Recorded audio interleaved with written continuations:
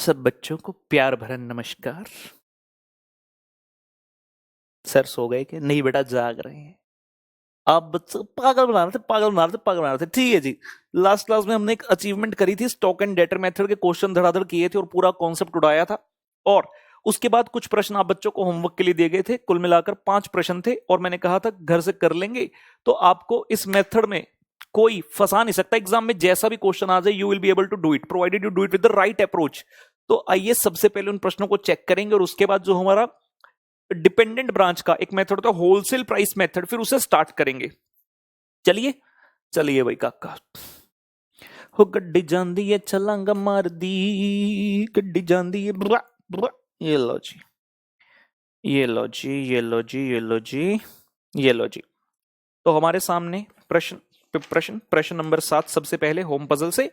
Ram of Chennai has a branch at Nagpur to which office goods are invoiced at cost plus 25%. Branch makes the sales both for cash as well as on credit. Branch expense are paid directly from HO and branch को सारा cash remit करना होता है। ठीक है, कहते हैं stock and debtor method से बना दो। So in the books of Ram Chennai head office Nagpur के ब्रांच अकाउंट्स हम बना रहे हैं। क्वेश्चन ने कहा स्टॉक एंड डेटर मेथड मतलब सारे के सारे अकाउंट हम बनाएंगे, स्पेसिफिकली नाम नहीं लिखा है अकाउंट्स का। तो हम कैसे देखना चाहते हैं अकाउंट्स को वो अब हमें डिसाइड करना होगा।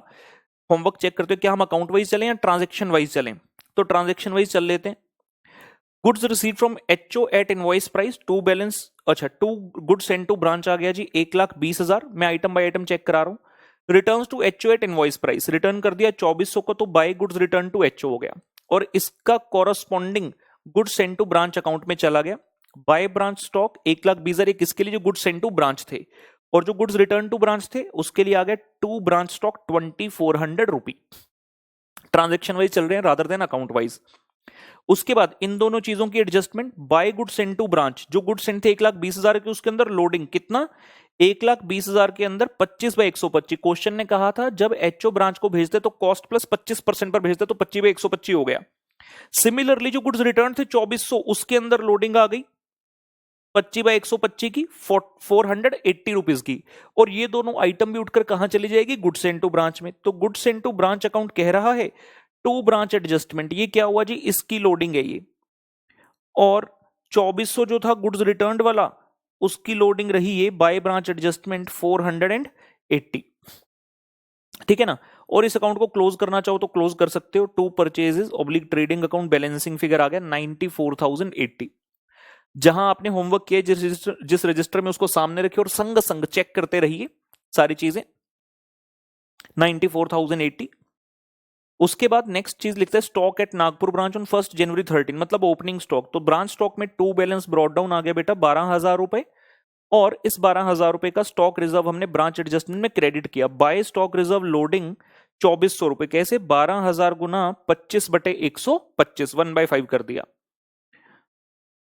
उसके पश्चात आता है sales during the year, cash और क्रेडिट। तो ब्रांच स्टॉक में गए बाय बैंक कैश सेल्स 40,000 रुपए, और क्रेडिट सेल के लिए बाय ब्रांच डेटर के थ्रू बुक किया 72,000। By branch debtor credit sale 72,000।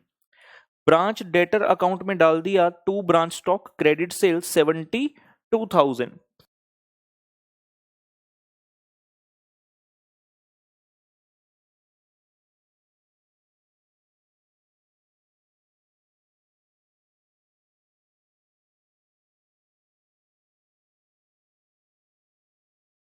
Sorry, ये डाल दिया क्रेडिट सेल 72,000। फिर कहता है debtors at Nagpur branch as on 1 January 2013। तो opening debtors to balance brought down आ गया जी 14,400 रुपए का। 14,400 रुपए का आ गया। उसके बाद क्वेश्चन कहते हैं जी कैश रिसीव्ड फ्रॉम डेटर्स। तो डेटर्स अकाउंट में आ गया bye bank collection 64,000।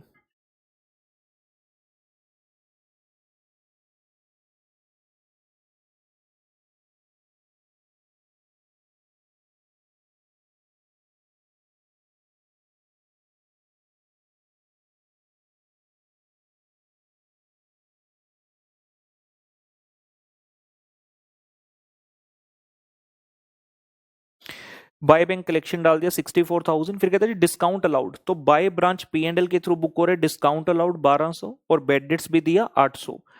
Bye branch P&L के थ्रू बुक किया तो ब्रांच P&L में डेबिट में आ जाएगा टू ब्रांच डेटर।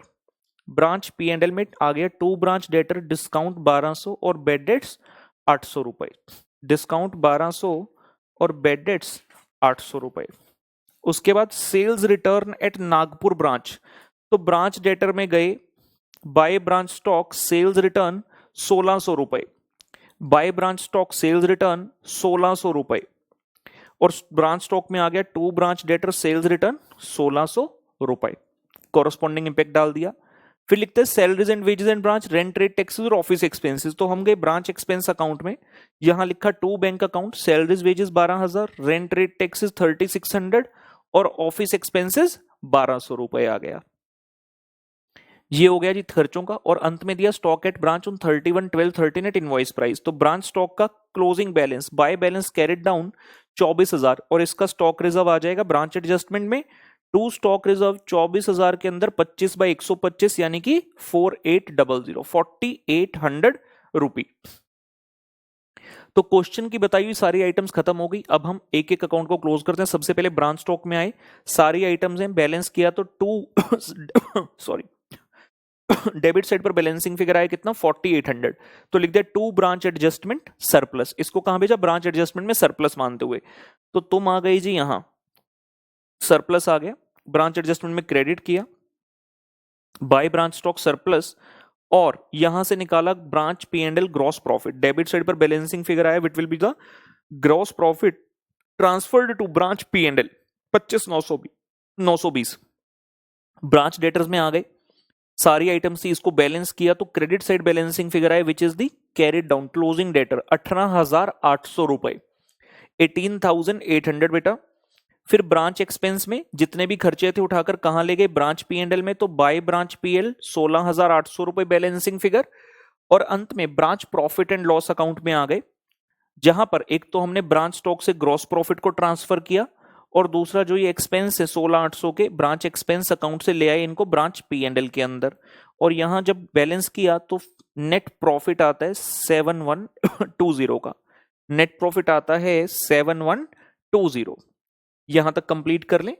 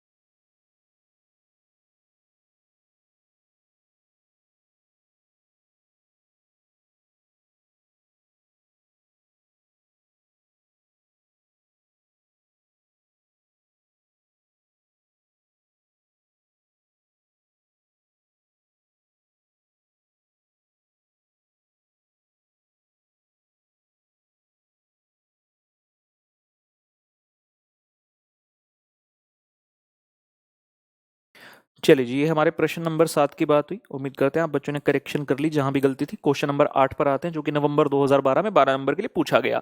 तो इस प्रकार से क्वेश्चन कहते हैं कि भाई एक राजू इंडस्ट्रीज है, फिल्म आई थी जी राजू चाचा, आपके सिंघम थे उसमें, Raju industry Kolkata has a branch इन दिल्ली। तो भैया इन the books of Raju industry बना रहे हैं किसके अकाउंट, दिल्ली ब्रांच के accounts. Goods are invoiced at cost plus 25%. Branch sells the goods both for cash and credit. Branch expenses are paid direct from HO. Branch has to remit all the cash received to HO bank account. From the following details relating to the year, prepare the accounts in HO ledger, ascertain the branch profit. ठीक है जी, item by item. सबसे पहले कहता है goods received from HO at invoice price, ये लीजिए 6 लाख रुपए, to goods and to branch. And फिर कहता है returns to HO at invoice price, तो by goods return to HO भी आ गया 12,000 रुपए। फिर कहता है stock at Delhi on 1 January 2014, मतलब ओपनिंग स्टॉक, तो टू बैलेंस ब्रॉट डाउन 60,000। अच्छा, साथ साथ ऐसा करते हैं, अभी सिर्फ गुड्स सेंट और गुड्स रिटर्न की बात करते हैं। एक तो इनका लोडिंग आ गया यहां पर ब्रांच एडजस्टमेंट में, तो goods sent to branch 6 lakh है, उसके अंदर 25/125 का लोडिंग 1,20,000, और जो गुड्स रिटर्न की HO को 12,000 के, उसके अंदर भी 25/125 का लोड, यानी कि 2,400 रुपए। और ये क्योंकि सभी आइटम गुड्स सेंट से संबंधित हैं, जो ब्रांच स्टॉक में लिखे और जो ब्रांच एडजस्टमेंट में, इन सभी को लेकर चलते हैं goods sent to branch account में। तो गुड्स सेंट टू ब्रांच में डाल दिया बाय ब्रांच स्टॉक 6 लाख, ये क्या है जो गुड्स सेंड किए ब्रांच को, और जो रिटर्न आए, जो ब्रांच ने HO को रिटर्न किए, वो आ गए रिवर्स साइड पर 1,20,000 रुपए। और दोनों की लोडिंग जो ब्रांच एडजस्टमेंट में लिखी, वो भी कॉरस्पॉन्डिंग डिफरेंट साइड पर आ गई। ये हमने यहां, 1 मिनट जी, ये 12,000 पे टिक मारना था मुझे। 6 लाख का सामान भेजा, 12,000 की रिटर्न, और इसकी लोडिंग 6 लाख वाले की लोडिंग आ गई ऑन दी ऑपोजिट साइड 1,20,000, और 12,000 की लोडिंग भी आ गई ऑन दी ऑपोजिट साइड। और लोडिंग किस नाम से आती है, ध्यान देंगे, ब्रांच एडजस्टमेंट के नाम से। और ये अकाउंट आपका यहीं पे क्लोज करेंगे, balancing figure transferred in the purchases, 4,70,400 रुपए परचेजेस ऑब्लिक ट्रेडिंग में चला गया, डन हुआ। इसके पश्चात नेक्स्ट आइटम पर चलते हैं। क्वेश्चन है स्टॉक एट दिल्ली 1 जनवरी, मतलब opening stock, to balance brought down 60,000 रुपए, और इसके अंदर जो लोड है स्टॉक रिजर्व, वो ऑपोजिट साइड, तो 60,000 का 25/125 किया, 1/5, ये आ गया 12,000, जो कि ब्रांच एडजस्टमेंट में क्रेडिट कर दिया स्टॉक रिजर्व। इसके बाद क्वेश्चन कहता sales cash and credit, branch stock में लिखते हैं बाय बैंक कैश सेल 1,80,000, और by branch debtor credit sale book करेंगे through the branch debtor, by branch debtor credit sale 3,80,000। Branch debtor में आ गया finally to branch stock credit sales 3,80,000। Sundry debtors at daily on 1 January, तो branch debtor में आ गया जी to balance brought down 72,000, ये ओपनिंग डेटर आ गए। फिर कहता डिस्काउंट अलाउड टू डेटर और बेड डेट, तो ये दोनों चीजें कैसे बुक करेंगे, ब्रांच P&L के थ्रू। ब्रांच डेटर में लिखते हैं by branch PL, discount allowed 8,000 और बेड डेट बेटा 6,000। ये दोनों आइटम डिस्काउंट और बेड डेट उठकर कहां जाएगी, ब्रांच PL में। ब्रांच PL में आए टू ब्रांच डेटर, डिस्काउंट 8,000 और बेड डेट 6,000 रुपए बुक कर दिया। नेक्स्ट आइटम क्वेश्चन कहता है sales return at Delhi branch, sales return branch debtor account में गए, by branch stock sales return 6,000, by branch stock sales return 6,000, और ब्रांच स्टॉक में आ गया to branch debtor sale return 6,000, branch stock में आ गया to branch debtor sale return 6,000। ठीक है, आगे कहता rent rate taxes salary wages bonus office expense, तो 3 खर्चे ब्रांच एक्सपेंस अकाउंट में गए, to bank rent rate taxes 16,000, salaries wages bonus 62,000 और ऑफिस एक्सपेंसेस 6,000। और इनको ठीक है, अभी रुकते हैं यहाँ पे। और फिर अंतिम item stock at branch on 31 दिसंबर, मतलब क्लोजिंग स्टॉक, तो by balance carried on in the branch stock 1,20,000, और इस 1,20,000 का लोडिंग ब्रांच एडजस्टमेंट में रिवर्स करेंगे। तो to stock reserve closing stock का लोडिंग 1,20,000 के अंदर 25/125 24,000 रुपए। ठीक हुई। ये क्वेश्चन की सारी आइटम्स हमने कॉपी पेस्ट कर दी। अब समय आ गया है बैलेंसिंग करने का। सबसे पहले ब्रांच स्टॉक में आए, सारी आइटम्स लिस्टेड थी, डेबिट साइड पर बैलेंसिंग फिगर आ रही है 26,000, जिसे लिख दिया to branch adjustment surplus. Ideally आप बच्चों का ठीक होना चाहिए, और जिनका ठीक है मतलब उन्हें सही से समझ आ गया चैप्टर, जिनकी गलती है थोड़ा आत्म मंथन कीजिए कि भाई गलती हुई क्यों, गलती किस पॉइंट में आप कर रहे हैं, क्योंकि क्वेश्चन होना चाहिए था, है ना, इतने सारे क्लास में करने के बाद। बेटा ये सरप्लस हमने ट्रांसफर कर दिया ब्रांच एडजस्टमेंट में, और ये आ गया बाय ब्रांच स्टॉक सरप्लस 26,000, और ब्रांच एडजस्टमेंट को जब क्लोज किया तो जीपी आ रहा है 131,600, जिसे ट्रांसफर किया to branch P&L, to branch P&L GP. और अगर ब्रांच P&L में जा रहा है तो ब्रांच P&L को हिट कर दो, bye branch stock gross profit from the branch bye branch adjustment होना चाहिए। ये ब्रांच स्टॉक क्यों लिखा है मैंने, 1 मिनट, इधर भी लिखा है, sorry, it should be bye branch adjustment gross profit, पिछले क्वेश्चन में भी ठीक कर लेंगे और यहां भी। ये फिगर आ गई जी 1,31,600 की। उसके बाद ब्रांच डेटर अकाउंट में आए, क्लोज किया, बाय साइड पर, क्रेडिट साइड पर बैलेंसिंग फिगर आ रही है 4,32,000। अब यहां पर कुछ बच्चे कंफ्यूज हुए होंगे कि यार क्वेश्चन में कैरी डाउन भी नहीं है, कलेक्शन भी नहीं है, तो क्या माने? इट्स योर चॉइस, आप चाहे उसको कैरी डाउन मानो चाहे कलेक्शन मानो, नोट दे दोगे, सही है दोनों। मैंने कलेक्शन माना क्योंकि इतना बड़ा कैरिड डाउन मुश्किल है कि पूरे साल कोई पैसा ही नहीं आया यार डेटर से, इट इज मुश्किल है ना, it is different, it is difficult. तो बाय बैंक कलेक्शन हमने मान लिया कि भाई 4,32,000 रुपए की कलेक्शन हुई है। ब्रांच एक्सपेंस अकाउंट में आ गया by branch PL 84,000, branch expense को ट्रांसफर कर दिया इन द ब्रांच पीएल 84,000, और ब्रांच पीएनएल में इस खर्चे को हमने कॉपी कर दिया। तो टू ब्रांच एक्सपेंस आ गया जी 84,000, और यहां से नेट प्रॉफिट बैलेंसिंग फिगर निकाला 33,600। कोई गलती है इसमें तो सही कीजिएगा।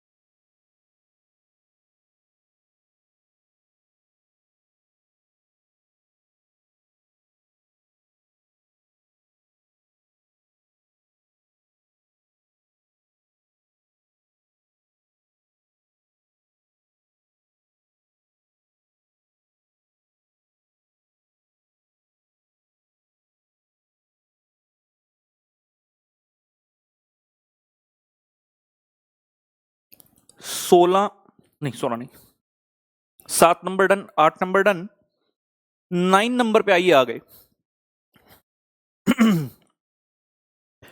क्वेश्चन कहता, क्वेश्चन नंबर 9 सबसे पहले तो प्रिया, ओ प्रिया प्रिया प्रिया गाना in the books of Priya sales corporation Jaipur head office. Question कहता प्रिया सेल्स कॉर्पोरेशन जयपुर की ब्रांच है कोटा में, तो कोटा के ब्रांच अकाउंट्स हम बना रहे हैं। Branch makes sale both for cash and credit, and branch expense are paid direct from HO. Branch has to remit all the cash received into the HO bank account at Kota. Following further details are given for the year ending 31st March. So it says goods sent to branch at invoice price. सबसे पहले branch stock में आ गए, to goods sent to branch 18 lakh, और goods returned by branch, तो branch stock में credit कर दिया by goods returned to HO 20,000। इन दोनों का लोडिंग आ गया ब्रांच एडजस्टमेंट में, 18 लाख रुपए के ऊपर loading by goods send to branch 18 lakh into question है बोलता 33 1/3 अबव कॉस्ट भेजते हैं, तो 33.33 डिवाइड बाय 133.33 4,50,000 का इसका लोडिंग आ गया। सिमिलरली जो गुड्स ब्रांच ने एचओ को रिटर्न किया 20,000 के, उसका लोडिंग आ गया 20,000 इंटू 33.33 डिवाइड बाय 133.33 5,000 रुपए का इसका आ गया। अब गुड्स सेंट और गुड्स रिटर्न सारा प्रोसीजर उसका डन हो गया, तो goods sent to branch account में जाके आप कर सकते हैं। गुड्स इनटू ब्रांच अकाउंट में आए, कितने के गुड्स बेचे थे 18 लाख के, तो बाय ब्रांच स्टॉक 18 लाख और कितने रिटर्न हुए थे उसमें से 20,000 के वो डेबिट साइड पर आ गया to branch stock. Further 18 lakh के अंदर जो लोडिंग थी ब्रांच एडजस्टमेंट में लिखा था by goods sent to branch, तो गुड्स सेंट टू ब्रांच कह रहे टू ब्रांच एडजस्टमेंट जो गुड्स सेंट की लोडिंग थी, और जो गुड्स रिटर्न की लोडिंग थी वो बाय ब्रांच एडजस्टमेंट हो गया 5,000। बैलेंसिंग फिगर गई परचेजेस में 13,35,000 की पुत्र। उसके बाद ब्रांच डेटर्स दिए, sorry stock at branch on 1 April, opening stock to balance brought down 2,40,000, और इसमें से लोड आ गया कितना 1/4 का by stock reserve 33.33 divide by 133.33 1/4 बनता है, ठीक है ना, 60,000 रुपए। उसके बाद branch debtors on 1 April, branch debtors में टू बैलेंस ब्रॉट डाउन 2,15,000 आ गया। Sales during the year cash में 5,80,000, तो ब्रांच स्टॉक में आया बाय बैंक कैश सेल 5,80,000 रुपए, और क्रेडिट सेल किसके थ्रू बुक होगा, डेटर के थ्रू, तो by branch debtor credit sale 11,40,000, by branch debtor credit sale 11,40,000, और ब्रांच डेटर में आ गया to branch stock credit sale 11,40,000 रुपए। Cash receive from branch debtor, तो ब्रांच डेटर में आ गया जी by bank collection 10,45,000, discount allowed by branch to debtor, तो बाय ब्रांच P&L डिस्काउंट 14,800 का, और बेड डेट भी बताई 9,200 की, ये भी कर दिया, by branch P&L discount allowed और बेड डेट हो गया, और ब्रांच P&L में आ गया कोरोस्पॉन्डिंगली टू ब्रांच डेटर डिस्काउंट 14,800 और बेड डेट 9,200। सेल्स रिटर्न दिया एट कोटा ब्रांच, तो सेल रिटर्न ब्रांच डेटर में आए, bye branch stock cell return हो गया 25,000, और ब्रांच स्टॉक में डेबिट में आ जाएगा to branch debtor sales return 25,000 रुपए बेटा।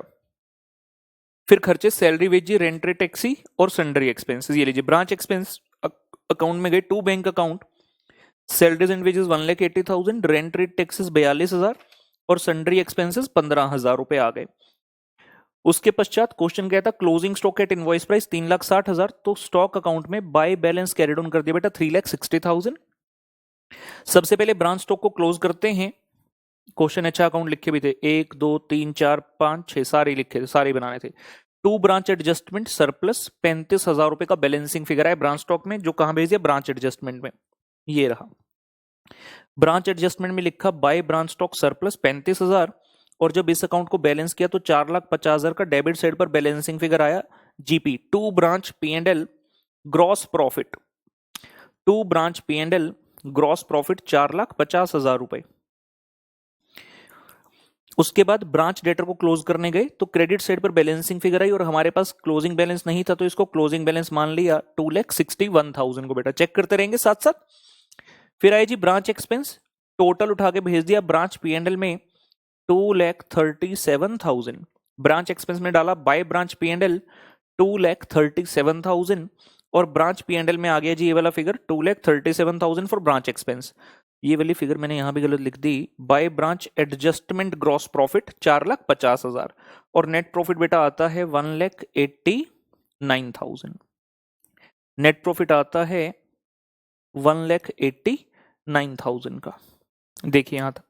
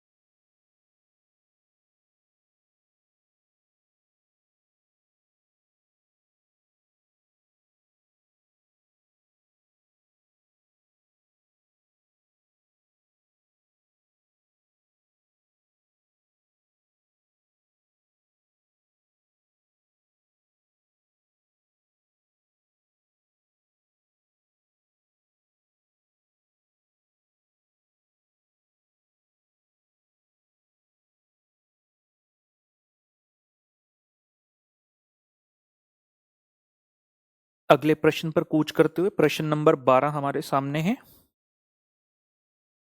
Sorry 10 number. ये मैं गलत गलत नंबर कैसे बोल रहा हूँ, और मैंने कहा 7 8 9 10, अच्छा होम क्लास वर्क वाले थे वो। ठीक है, क्वेश्चन नंबर 10 पर आ गई जी। कहता Neo with headquarters at Mumbai maintains a branch at Goa, goods are invoiced at cost plus 25%। तो नियो हेडक्वार्टर है मुंबई में, in the books of Mumbai head office Neo Goa के ब्रांच अकाउंट बनाएंगे। क्वेश्चन कहता है फॉलोइंग इन्फॉर्मेशन इज गिवन, काफी सारे इन्फॉर्मेशन है, और कहता है adopting the stock and debtor prepare the following account, debtor adjustment P and L. तो डेटर ब्रांच एडजस्टमेंट और पी एंड एल फेयर में बन गए, और वर्किंग नोट में बनेगा कौन कौन सा, ब्रांच स्टॉक और ब्रांच एक्सपेंस। ठीक है, सबसे पहले तो ओपनिंग और क्लोजिंग बैलेंसेस जो है कॉपी कर लेते हैं। आइए, क्वेश्चन कहता नीचे गए तो ब्रांच डेटर का opening 50,000, to balance brought down 50,000 और by balance carry down 1,05,000। Similarly branch stock की बात करें तो टू बैलेंस ब्रॉड डाउन 1,50,000 और बाय बैलेंस कैरी डाउन 2,36,000, 2,36,000। फिर आते हैं गुड्स सेंड टू ब्रांच, तो ब्रांच स्टॉक अकाउंट में आए to goods send to branch 6,75,000 invoice price.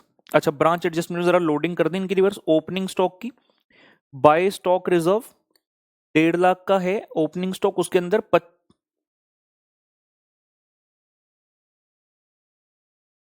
1.5 lakh का है ओपनिंग, उसके अंदर 25/125 1/5 का लोडिंग 30,000। क्लोजिंग स्टॉक है 2,36,000 को, उसके अंदर भी 1/5 का लोडिंग 47,200। और जो गुड्स सेंड टू ब्रांच है 6,75,000, उसके अंदर भी 25/125 का loading 1,35,000। Goods returned by branch भी बताया एट इनवॉइस प्राइस 24,000, तो ब्रांच स्टॉक में गए, क्रेडिट साइड पर लिखा bye goods returned 24,000।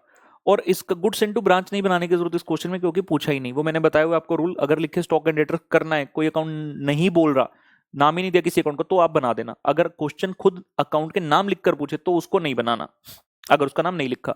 Goods return की भी लोडिंग डाल दी, गुड्स रिटर्न है 24,000 के, इसके अंदर ही 25/125 का लोडिंग, यानी कि 4800 का। फिर कहते हैं जी cash sales effected, branch stock में गए, बाय बैंक कैश सेल डाल दिया पुत्र जी 1,85,000। फिर कहते हैं डिस्काउंट अलाउड टू कस्टमर 2500, तो ब्रांच डेटर अकाउंट में आए, bye branch P and L discount allowed 2500, और ब्रांच पी एंड एल में टू ब्रांच डेटर डिस्काउंट डाल दिया 2500 रुपए। Amount received from branch debtor, तो ब्रांच डेटर अकाउंट में लिख दिया, ब्रांच डेटर अकाउंट में लिख दिया बाय बैंक कलेक्शन 3,25,000 रुपए, बाय ब्रांच कलेक्शन 3,25,000 रुपए, बाय बैंक कलेक्शन 3,25,000। उसके बाद आई जी बात cheque of customers got dishonour, जिन्होंने पैसा दिया था उसमें से चेक डिसऑनर भी हो गया कितने का, 8,000 का, तो वो डेबिट साइड पर आ गया ब्रांच डेटर में, to bank cheque dishonour 8,000। Then it says branch expenses met in cash, तो ब्रांच एक्सपेंस में गए टू बैंक 72,500। सेल्स रिटर्न बता रहे, सेल्स रिटर्न के लिए ब्रांच डेटर में गए, by branch stock sales return 10,000, by branch stock sales return 10,000, और ब्रांच स्टॉक में आ गए to branch debtor sales return 10,000, ये भी डन। फिर क्वेश्चन कहता है जी बेड डेट्स 5500 5500 का बेड डेट, तो ब्रांच डेटर में गए, by branch P and L और लिख दिया बेड डेट 5500 का, by branch P and L bad debts 5500 और ब्रांच पी एंड एल में डेबिट हो गया to branch debtor bad debt 5500। तो क्वेश्चन वाली सारी आइटम हो गई। अब हम अपना कार्यक्रम स्टार्ट करते हैं। ब्रांच डेटर, पहले ब्रांच स्टॉक में गए, ब्रांच स्टॉक में क्रेडिट सेल अभी तक नहीं थी हमारे पास, तो हम नहीं कर सकते क्योंकि credit sale as a such balancing figure नहीं आता। उसके लिए कहां जाना होगा, ब्रांच डेटर में। ब्रांच डेटर में गए, सारी आइटम थी, बैलेंसिंग फिगर निकला डेबिट साइड पर जो वो क्रेडिट सेल, और किसके थ्रू बुक होगा, ब्रांच स्टॉक। तो हमने बोला to branch stock credit sale 3,90,000, तो ब्रांच स्टॉक में आएगा by branch debtor credit sale, branch stock में आ गया bye branch debtor credit cell 390। और अब जब आपने ब्रांच स्टॉक को क्लोज करने की कोशिश करी तो कोई बैलेंसिंग फिगर अराइज ही नहीं हुई, ब्रांच स्टॉक में कोई बैलेंसिंग फिगर अराइज ही नहीं हुई, तो ये टैली हो गया। ब्रांच एडजस्टमेंट में आए, बैलेंस किया तो बैलेंसिंग फिगर आया 1,13,000, जिसे कहां भेजा, ब्रांच पीएनएल में, क्योंकि ये क्या है, gross profit, to branch PNL gross profit, और यहां डाल दिया by branch adjustment gross profit 1,13,000। Branch expense account को क्लोज किया, बैलेंसिंग फिगर एक ही खर्चा था टोटल में दिया हुआ, तो बाय ब्रांच पीएनएल डाल दिया 72,500 और ब्रांच पीएल में डेबिट कर दिया ब्रांच एक्सपेंस।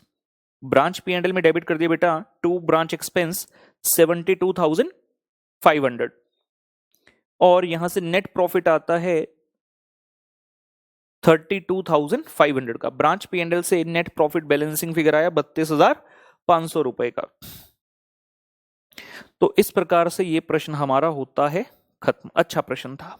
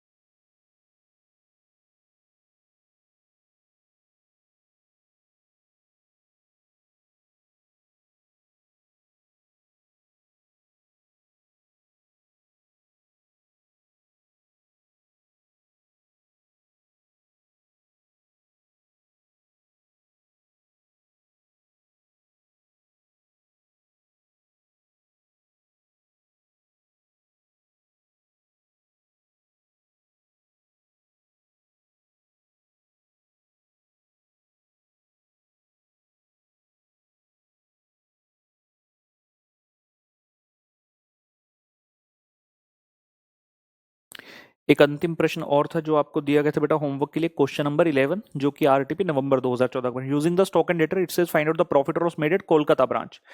तो हेड ऑफिस कहाँ है कौन है नहीं बताया, तो हमने हेडिंग डाल दिया इन the books of head office. Branch का हमें पता है कहाँ है, कोलकाता में, तो Kolkata branch accounts. Simple, stock and debtor बोले तो सारे अकाउंट्स बनाएंगे एक एक करते हुए। सबसे पहले ब्रांच स्टॉक। क्वेश्चन स्टार्ट होता है स्टॉक ऑन 1 जनवरी एट इनवॉइस प्राइस। मतलब क्वेश्चन आपको बता रहे टू बैलेंस ब्रॉट डाउन, लिख दिया टू बैलेंस ब्रॉट डाउन 24,000 और क्वेश्चन के अंतिम लाइन में लिखा था goods are invoice to the branch at selling price so as to show a profit of 30% of invoice price. तो लोडिंग सीधा सीधा 30% है। 24,000 ओपनिंग स्टॉक, इसके लिए स्टॉक रिजर्व डाल दिया। बाय स्टॉक रिजर्व 24,000 का 30% कितना आ गया 7,200। उसके बाद डेटर्स दिए गए आपको 1 जनवरी, तो ब्रांच डेटर में गए टू बैलेंस ब्रॉट डाउन बेटा 12,400।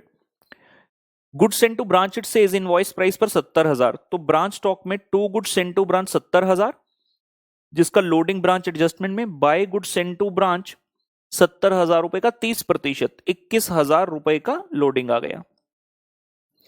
क्वेश्चन कहता गुड्स रिटर्न बाय ब्रांच, तो ब्रांच स्टॉक में क्रेडिट कर दिया by goods return to HO 2,000 और इस 2,000 का लोडिंग फिर से ब्रांच एडजस्टमेंट में, तो to goods return to HO 2,000 रुपए का 30%, 600 रुपए आपका आ गया loading in the branch adjustment.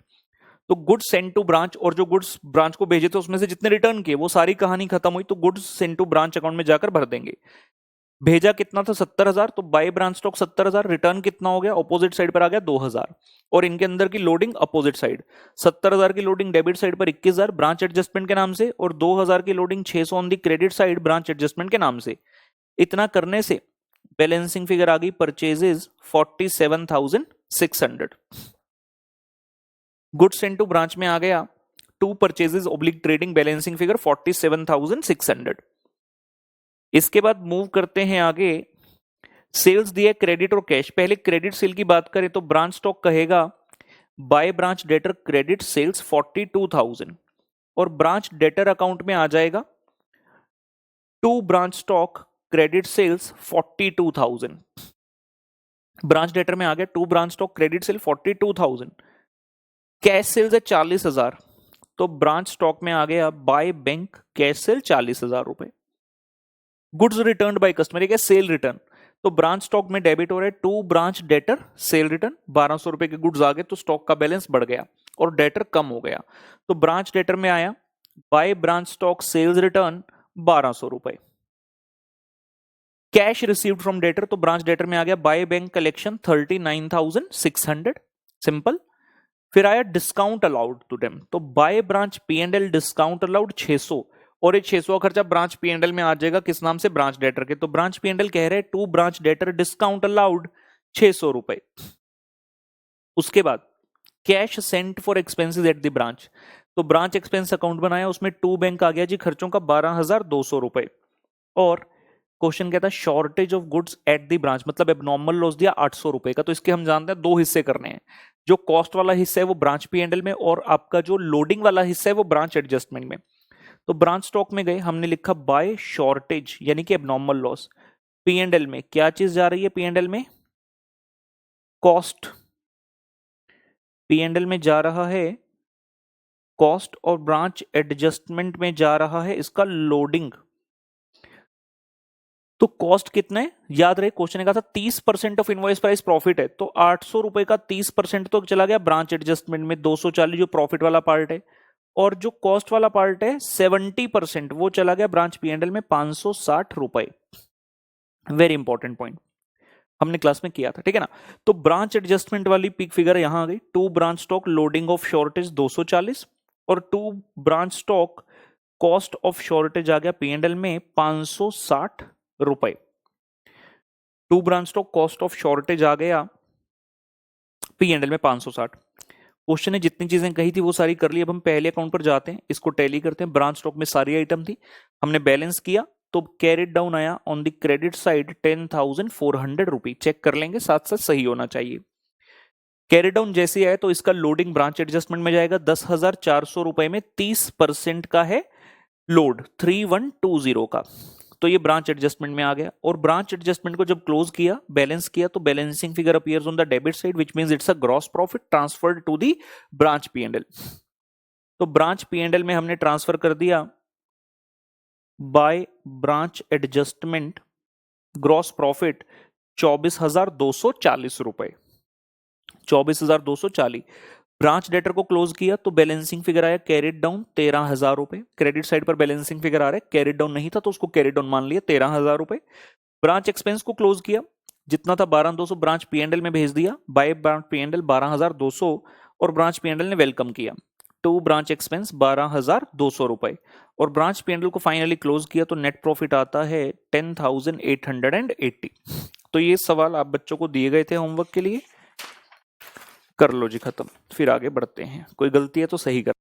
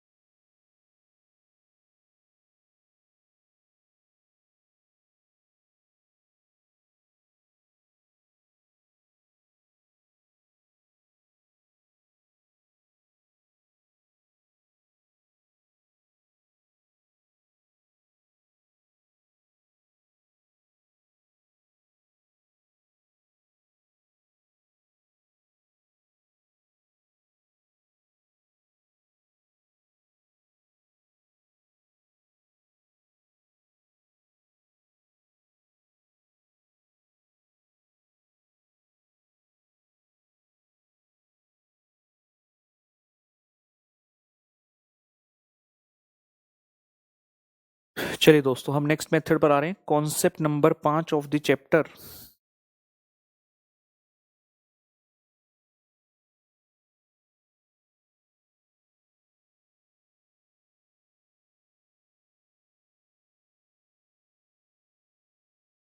बन जा भाई, बन गया भाई, बन गया। Concept number 5, wholesale price method. अब तक जो चीजें चल रही थी वो एंटायरली डिफरेंट थी, ये जो चीज चलेगी ये बिल्कुल डिफरेंट होगी। रीजन बिंग ये कि अब तक जो हम कर रहे थे डिपेंडेंट ब्रांच के अंदर, वो एक अलग सेगमेंट थी जहां पर क्वेश्चन ये कहता था goods are being sent either at cost or at invoice price, मतलब सेल प्राइस। अब क्या कह रहे हैं कि goods are being sent at the wholesale price. Wholesale price, मान लो हमारा हेड ऑफिस है, उसकी कॉस्ट है 100 रुपए। मान लीजिए हेड ऑफिस की कॉस्ट है 100 रुपए। हेड ऑफिस होलसेल प्राइस रखता है 160 का, वो 160 पर बेच देता है क्योंकि वो हेड ऑफिस है। जैसे कई बार आप रोड साइड जाते हो तो लिखा होता है रीबॉक फैक्ट्री आउटलेट, इन चीजों के नॉर्मली मिलते हैं आपको, ठीक है ना। तो वहां पर जो चीज है वो आपको सस्ती मिल जाती है, बल्क में सामान पड़ा होता है। लेकिन वही चीज अगर आप इनकी ब्रांच से लेने जाओगे, मान लीजिए आप किसी शॉपिंग मॉल में घुस गए, वहां पे रीबॉक का शोरूम है, आपको सेम शू का जो पेयर है वो वहां पर महंगा मिलेगा as compare to what it was at the factory outlet. So HO तो है, लेट्स से एचओ तो सेल ही सिर्फ होलसेल प्राइस पर कर रहा है 160 पर। हालांकि क्वेश्चन टू क्वेश्चन डिपेंड करेगा, ऐसा जरूर नहीं कि एचओ सिर्फ 108 पर बेचता है। मैं एक सिचुएशन बना रहा हूं, ठीक है। या मान लीजिए ऐसे करते हैं, हम हर क्वेश्चन में भी यही रूट अपनाएंगे, तो मैं अभी ऐसे ही बताता हूं आपको। लेट्स से ये एचओ है, ये ब्रांच है और ये कस्टमर है। हेड ऑफिस जब ब्रांच को सामान देगा, ये किस पर देगा? होलसेल प्राइस पर। अभी तक हमने जो क्वेश्चन किया या तो कॉस्ट या इनवॉइस प्राइस, बीच की चीज नहीं होती थी, लेकिन अब ऐसा नहीं।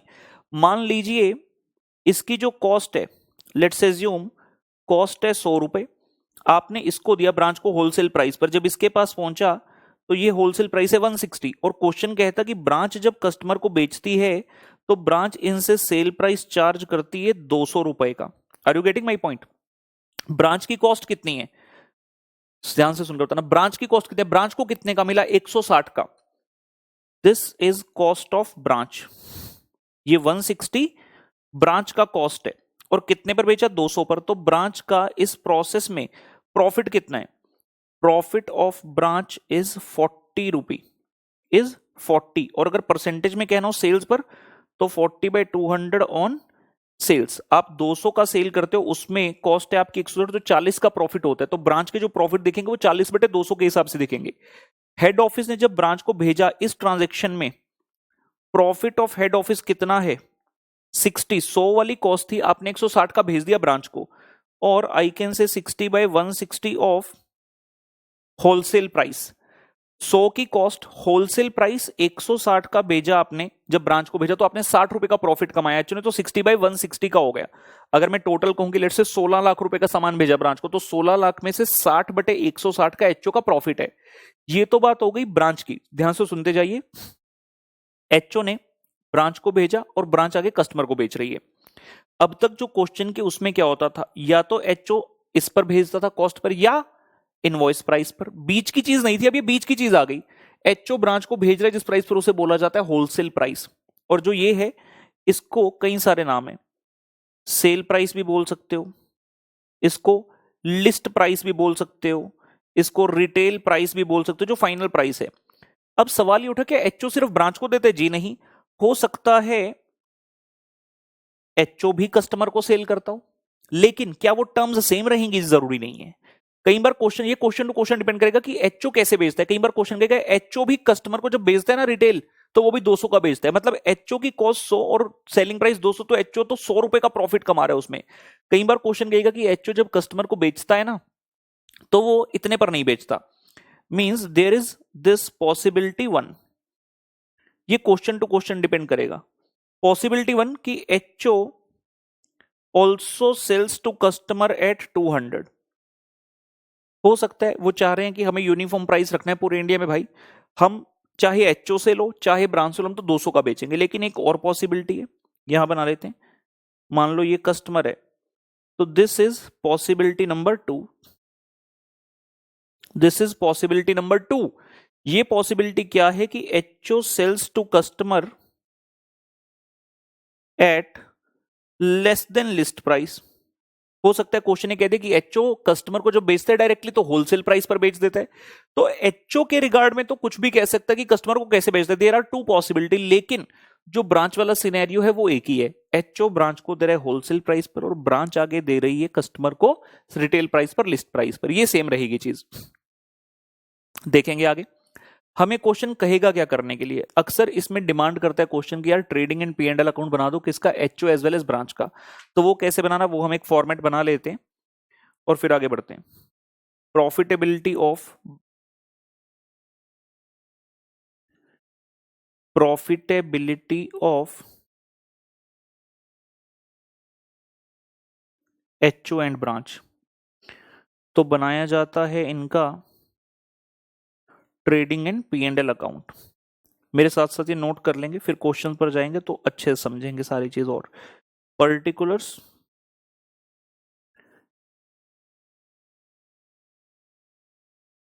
एचओ और ब्रांच,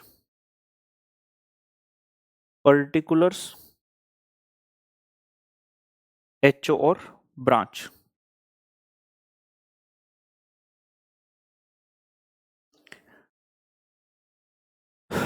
टू ओपनिंग स्टॉक लिखते चलेंगे, टू परचेजेस। ब्रांच कैसी है, डिपेंडेंट है, ओपनिंग स्टॉक दोनों में हो सकता है, लेकिन परचेज सिर्फ एचओ में होगा, ब्रांच में नहीं होगा। एचओ परचेज करेगा फिर ब्रांच को भेज देगा। To goods sent to branch, इसको गुड्स सेंट टू ब्रांच लिखना है, ऐसे लिख लो, चाहे इस तरफ लिख लो, गुड्स रिसीव्ड फ्रॉम एचओ, क्योंकि यहां किस कॉलम में आएगा, ब्रांच के कॉलम में। जब डिपार्टमेंट चैप्टर करते हैं वहां भी यही रूल बनाते हैं ना, जो ट्रांसफर करता है उसकी क्रेडिट साइड पर जिसको ट्रांसफर मिलता है वो डेबिट करता है। तो to goods received from HO, branch कह रहा है इतने रुपए के गुड्स मिले, कॉरस्पॉन्डिंगली एचओ कहेगा by goods sent to branch, जिसने भेजे वो क्रेडिट करेगा, एचओ क्रेडिट करेगा, ब्रांच में यहां कोई फिगर नहीं आने वाली। By goods sent to branch. उसके अलावा क्या होगा जी, there will be sales, by sales, दोनों में सेल होगी। टू ग्रॉस प्रॉफिट, दोनों में आएगा। और बाय क्लोजिंग स्टॉक, समझ गए आप मैं रेड कलर से क्यों लिख रहा हूं। यहां पर आपके पास ना ट्रेडिंग अकाउंट पे ना जीपी होगा ना क्लोजिंग स्टॉक होगा, तो ऑब्वियसली एक चीज तो अपने को कंप्यूट करनी होगी, दूसरी बैलेंसिंग फिगर आएगी। तो we shall always compute the gross profit, that is easy to compute. Closing stock हमेशा बैलेंसिंग फिगर ही हम निकालेंगे और वो दोनों में आएगा। ऐसा करते हुए आपका ट्रेडिंग अकाउंट जो है पुत्र जी कंप्लीट होगा। ऐसा करते हुए आपका ट्रेडिंग अकाउंट कंप्लीट होगा। ग्रॉस प्रॉफिट के साथ में लिख देता हूं टू बी कंप्यूटेड, ये हम खुद से कंप्यूट करेंगे। होलसेल ब्रांच में मेन काम यही रहता है, ग्रॉस प्रॉफिट को कंप्यूट करना। ग्रॉस प्रॉफिट यहां से कैरेट डाउन हुआ, आगे पहुंच गया, हमने कहा bye gross profit, P and L का हिस्सा बन गया। क्वेश्चन आपको इनडायरेक्ट खर्चे वगैरह देगा जिसको हम डेबिट करेंगे। To indirect expenses, he may give for both, the question में give the expenses for both HO as well as the branch। अब आया जी स्पेशल पॉइंट। अब बच्चों को याद है जब हम डिपार्टमेंट चैप्टर करते थे, एक स्टॉक रिजर्व नाम की चीज होती थी। स्टॉक रिजर्व किसके बुक्स में होता था, जो ट्रांसफर करता है। यहाँ पे एचओ ने ब्रांच को ट्रांसफर किया हुआ है और हमने देखा एचओ ने ब्रांच को ट्रांसफर किया हुआ है होलसेल प्राइस पर। एचओ ने ब्रांच को ट्रांसफर किया हुआ है होलसेल प्राइस पर, मतलब ब्रांच के पास जो सामान पड़ा है that is not at the cost, that is somewhat more than the cost, चाहे वो ओपनिंग है या क्लोजिंग है। लेकिन इसके अंदर प्रॉफिट किसका जुड़ा हुआ है, एचओ का। तो जब ट्रेडिंग पीएनएल के माध्यम से बात करें तो मुझे एचओ का करना है कम। जैसे इसका मान लो ब्रांच का ओपनिंग स्टॉक है, इसके अंदर प्रॉफिट किसका पड़ा है, एचओ का, तो मुझे एचओ के प्रॉफिट्स कम करने हैं। ठीक है, एचओ के प्रॉफिट्स एडजस्ट करने, विल नोट से कम करने हैं, उसमें कम ज्यादा नहीं कहूंगा, वो हम क्वेश्चन के साथ ही समझेंगे। ओपनिंग स्टॉक डेबिट साइड पर, तो उसका स्टॉक रिजर्व कहां आएगा, क्रेडिट साइड पर। तो मैं कह रहा हूं बाय स्टॉक रिजर्व, ये किससे संबंधित है, ओपनिंग स्टॉक से। और टिक ध्यान रखना है कहां आएगा। बच्चे गलती यहां क्या करते हैं, बच्चे कहते हैं ब्रांच का स्टॉक रिजर्व है तो ब्रांच में जाएगा, जी नहीं, एचओ में आएगा। सिमिलरली क्लोजिंग स्टॉक है on the credit side of the branch, इसके अंदर फिर से एचओ का प्रॉफिट है, ऑपोजिट साइड पर डालिए। टू टू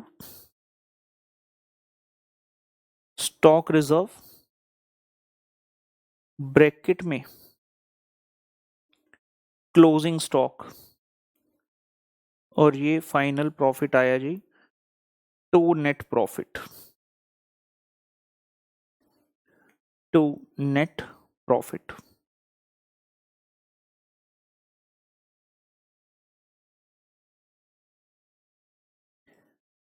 ये लीजिए, यहां तक पहुंच जाइए एक बार।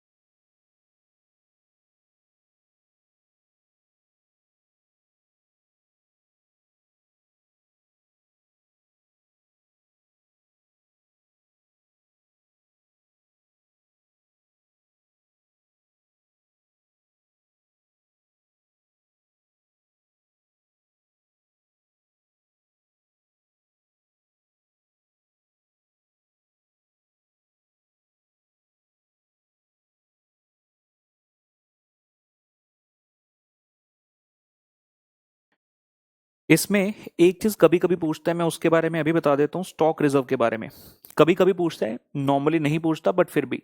स्टॉक रिजर्व का पॉइंट जब करते हैं, कई बार क्वेश्चन इसका अकाउंट पूछ लेते हैं आपसे, तो मैं इसका वैसे मैंने डिपार्टमेंट चैप्टर जब करते हैं वहां पर भी ये सिखाया जाता है, वहां पर भी बातचीत हुई है। एचओ का प्रॉफिट कम हो रहा है, तो जब अब ईयर एंड होता है, ऐसे लिखते हैं, जब ईयर एंड होता है तो एचओ कहता है, HO P and L to stock reserve. Year and पर कौन सा स्टॉक होता है आपका? Obviously closing stock. Closing stock का अंदर जो स्टॉक रिजर्व जुड़ा हुआ है उसको हमने क्रेडिट कर दिया। ऐसा करने से इंपैक्ट क्या है कि अपना स्टॉक का वैल्यू कम हो गया। वो AS2 का basic principle, stock is to be valued at the cost or NRV। तो स्टॉक के अंदर जो प्रॉफिट जुड़ा हुआ था वो हमने निकाल दिया। कैसे? स्टॉक कम कर दिया। और डेबिट किसको किया? HOPNL, क्योंकि प्रॉफिट्स भी ज्यादा थे एचओ के। जितना सामान एचओ ने ब्रांच को दिया, जितना उसमें से सेल हो गया उतना तो प्रॉफिट रियलाइज हो गया, लेकिन जितना अमाउंट आपके पास बचा रह गया उतना अमाउंट अनरियलाइज प्रॉफिट है। तो आपको प्रॉफिट ज्यादा दिख रहे हैं, लेकिन वो प्रॉफिट अभी तक हुआ ही नहीं, क्योंकि प्रॉफिट कब होगा? जब ब्रांच सेल करेगी।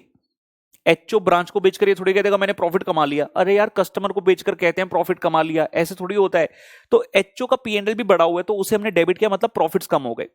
इसकी एंट्री अगर मैं देखूं, सुनते जाना, अगर मैं यहां तक स्टॉक रिजर्व अकाउंट बनाऊं क्लोजिंग में, देखते जाइए, particulars amount, particulars and amount, तो स्टॉक रिजर्व कह रहा है बाय एचओ P&L, और ये बैलेंसिंग फिगर आ गई, टू बैलेंस कैरिड डाउन। समझ गए इस बात को? अब ये क्या चीज है? जो इस साल का क्लोजिंग है वो अगले का ओपनिंग बनेगा। ऐसा पिछले साल भी हुआ होगा, मैंने सिर्फ ईयर एंड की दिखाई, मैंने बिगिनिंग की एंट्री नहीं दिखाई। अब पूरे साल की बात करता हूं, बच्चों को वैसे समझ नहीं आता। ये आपका ईयर क्लोज हो गया। अब जब नेक्स्ट ईयर आया, नेक्स्ट ईयर में ये जो आपका क्लोजिंग था ये क्या बनेगा? Opening stock. और नेक्स्ट ईयर में क्या ये सामान सेल नहीं होगा? ऑब्वियसली ये सामान सेल होगा तो प्रॉफिट रियलाइज हो जाएंगे। तो मैं इस एंट्री को क्या करूंगा? रिवर्स। मैं कहूंगा कि भैया stock reserve account debit to HO P&L, क्योंकि अगले साल प्रॉफिट्स रियलाइज हो गए। और अगले साल का जब क्लोजिंग स्टॉक आएगा, क्लोजिंग स्टॉक में फिर से स्टॉक रिजर्व है, तो फिर से जितना क्लोजिंग स्टॉक में है मैं कहूंगा HO P&L to stock reserve. इस बार पूरे साल का हमें फिगर्स दिख रहा है। पूरे साल में 2 बार एंट्री होती है स्टॉक रिजर्व की, बिगिनिंग में और क्लोजिंग में। तो ये फुल ईयर है। ये वाला जो एग्जांपल था फुल ईयर नहीं था, सिर्फ समझाने के लिए मैंने ईयर एंड लिया। और जब ईयर एंड लिया तो आपको समझ आया कि भैया अगर ईयर एंड है तो अगले साल का ये ओपनिंग बनेगा और फिर क्लोजिंग में फिर से इसी तरह से वर्क करेगा। तो जब आप बेटा स्टॉक रिजर्व अकाउंट बनाओगे, जब आप स्टॉक रिजर्व अकाउंट बनाओगे, आप क्या कहोगे? एक तो पिछले साल की कंटिन्यूएशन करो, ये क्या था? टू बैलेंस कैरिड डाउन, तो ये क्या होगा? By balance brought down. पिछले साल की जो कैरी डाउन की फिगर थी वो बाय बैलेंस ब्रॉट डाउन होगा। ये क्या क्या चीज थी? If we remember, it was previous year closing stock वाला रिजर्व। समझ गए? प्रीवियस ईयर का ये क्लोजिंग स्टॉक रिजर्व था। हमने इस साल की शुरुआत में एंट्री डाली stock reserve to HO P&L, तो स्टॉक रिजर्व में आया HO P&L। I am talking about this entry. ये किसके लिए है? ये पिछले साल के ही तो स्टॉक रिजर्व के लिए एंट्री है। तो ये मेरा प्रीवियस ईयर का, ये प्रीवियस ईयर का जो क्लोजिंग स्टॉक रिजर्व था हमारा करंट ईयर का ओपनिंग बना और डाल दिया, मतलब ये वाली वैल्यू तो सेम है। तो balance brought down to HO P&L खत्म हो गया, ये अकाउंट टैली हो गया। क्लोजिंग स्टॉक आते आते हमने किया HO P&L to stock reserve, तो क्लोजिंग स्टॉक के रिजर्व के लिए फिर से स्टॉक रिजर्व में आया बाय एचओ P&L। ये क्या है? करंट ईयर का क्लोजिंग स्टॉक रिजर्व, और ये आपके पास क्या पड़ा रह जाएगा? To balance carried on. तो किसी भी ईयर का कंप्लीट स्टॉक रिजर्व अकाउंट ऐसा दिखता है। मैंने जो स्टॉक रिजर्व बनाया सिर्फ सिखाने के लिए, इसमें क्लोजिंग वाला सिखाया सिर्फ। तो यहां पर पूरा स्टॉक रिजर्व आपको दिख रहा है। जो ओपनिंग का होता है वो बैलेंस ब्रॉट डाउन की फॉर्म में पड़ा होता है, और उसे हम करंट ईयर के बिगिनिंग में एंट्री डालकर ट्रांसफर कर देते हैं, एंट्री डालकर खत्म करते हैं टू HOP&L की, और ये जो बैलेंस होता है ये आपका यहाँ पर बैलेंस कैरी डाउन के फॉर्म में पड़ा रह जाता है। तो अगर हमसे किसी क्वेश्चन में पूछेगा हम ऐसे कर देंगे, नोट कर लीजिए।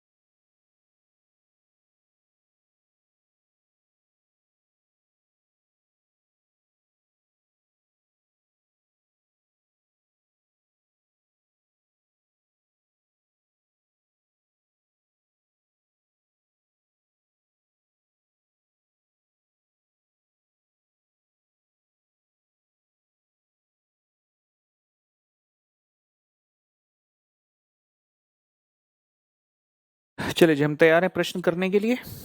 Let us come to to to to to to to to to to to to to to to question number 20 पर आएंगे बेटा in our class puzzle. Let us come to question number 20।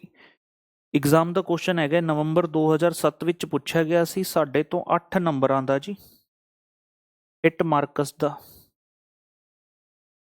ਕੀ ਕਹਿੰਦਾ question? Question कहता जी बेटा having head office at Mumbai has a branch at Nagpur. ठीक है, the head office does, important है ध्यान से पढ़ेंगे, the head office does wholesale trade only eight cost plus 80%। HO wholesale पर ही सामान बेचता है सबको, चाहे ब्रांच को देना हो या कस्टमर को। उसने वर्ड लिख दिया डज होलसेल ट्रेड ओनली, और कैसे? Cost plus 80%। Goods are sent to branch at the wholesale price, cost plus 80 यानी कि, और जो ब्रांच है नागपुर में, it is wholly engaged in the retail trade and the goods are sold at cost to HO plus 100%। सबसे important काम wholesale branch में हमेशा यही रहेगा। क्या कह रहे हैं, इसको समझते हैं पहले। तो यहां डालते हैं आंसर नंबर 20।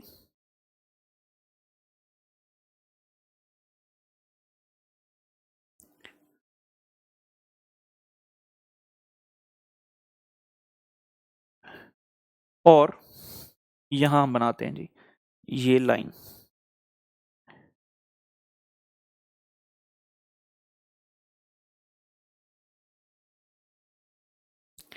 ये रहा एचओ, ये रही ब्रांच, और ये रहे कस्टमर।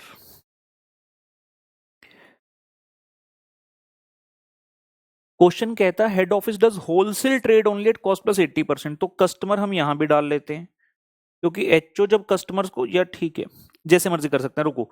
एचओ हम क्या कहते थे यहां पर, लेट कॉस्ट प्राइस 100, मान लो कॉस्ट प्राइस 100 है। क्वेश्चन कहता है एचओ जब ब्रांच को भेजता है तो होलसेल प्राइस कितना है, कॉस्ट प्लस 80%।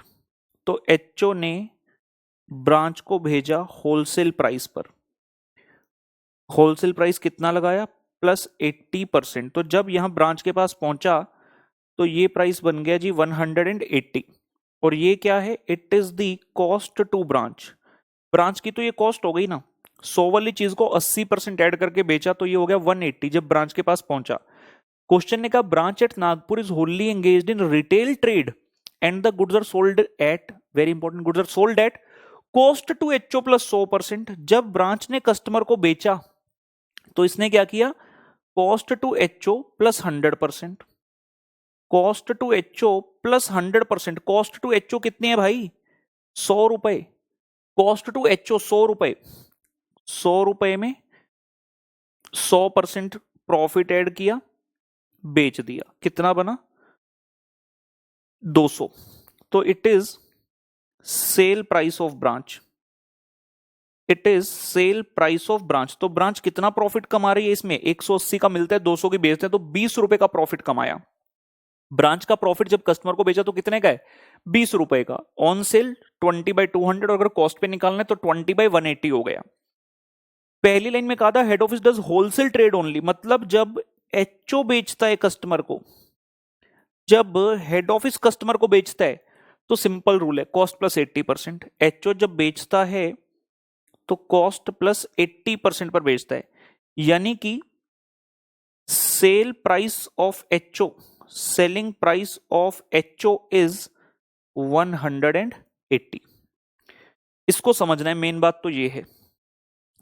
जब एचओ ब्रांच को भेज रहा है तो भी 80 का प्रॉफिट कमाता है, जब बेचता है बाकियों को तब भी इतने का ही प्रॉफिट कमाता है, जबकि ब्रांच आगे जब बेचती है तो 20 रुपए का एक्स्ट्रा प्रॉफिट कमाती है जो एचओ नहीं कमा रहा। इस चीज में कोई टेक्निकलिटी, कोई डाउट किसी भी स्टूडेंट को नहीं होना चाहिए, बिल्कुल भी।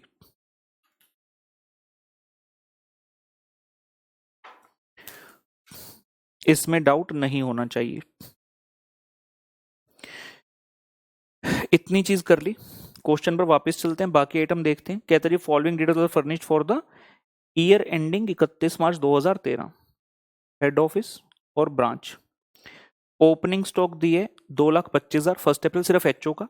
परचेज सिर्फ एचओ का, और गुड सेंड टू ब्रांच, ये मत कहना सर ब्रांच में नहीं लिखे, ऑब्वियसली ब्रांच ने रिसीव किए।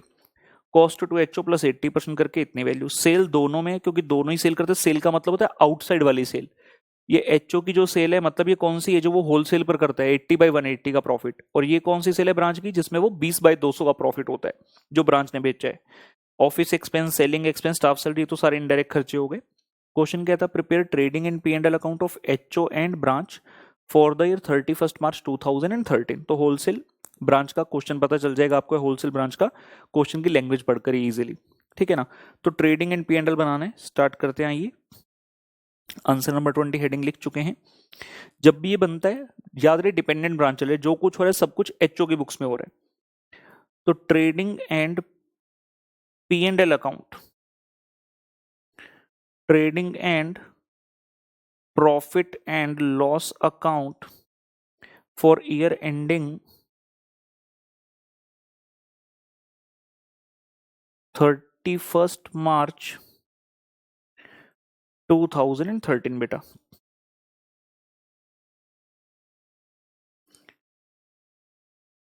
particulars HO branch, particulars HO and branch. ठीक है, आइटम्स लिखने स्टार्ट करते हैं, आसान है शुरुआत में तो। Starting with to opening stock.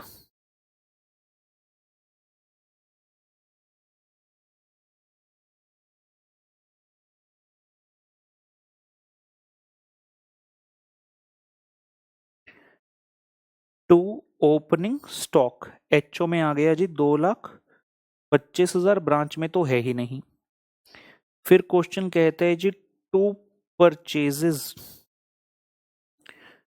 25,50,000 only in HO not in branch.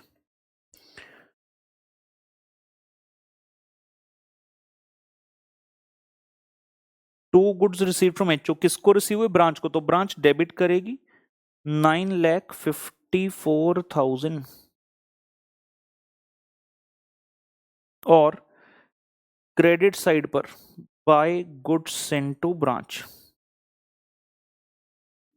HO credit करेगा 9,54,000। कॉरस्पॉन्डिंग एंट्री, एक डेबिट करेगा तो दूसरा क्रेडिट है, इंटरनल ट्रांसफर की तरह है। उसके बाद है सेल्स, दोनों का ही। बाय सेल्स 27,81,000 और बेटा 9,50,000। उसके बाद 3 खर्चे दिए हैं, लेकिन हम ये जानते हैं कि अभी यहां हमें ग्रॉस प्रॉफिट है जो कंप्यूट करना पड़ेगा। मैंने सिखाया था हम कंप्यूट करते हैं, तो इसके ब्रैकेट में वर्किंग नोट डाल देंगे और ऐसा करने के बाद we shall have the balancing figure as closing stock. यहां टोटल होगा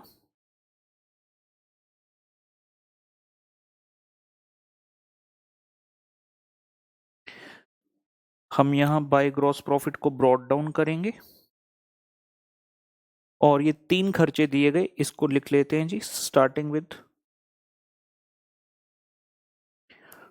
टू ऑफिस एक्सपेंसेस 90,000 8,500,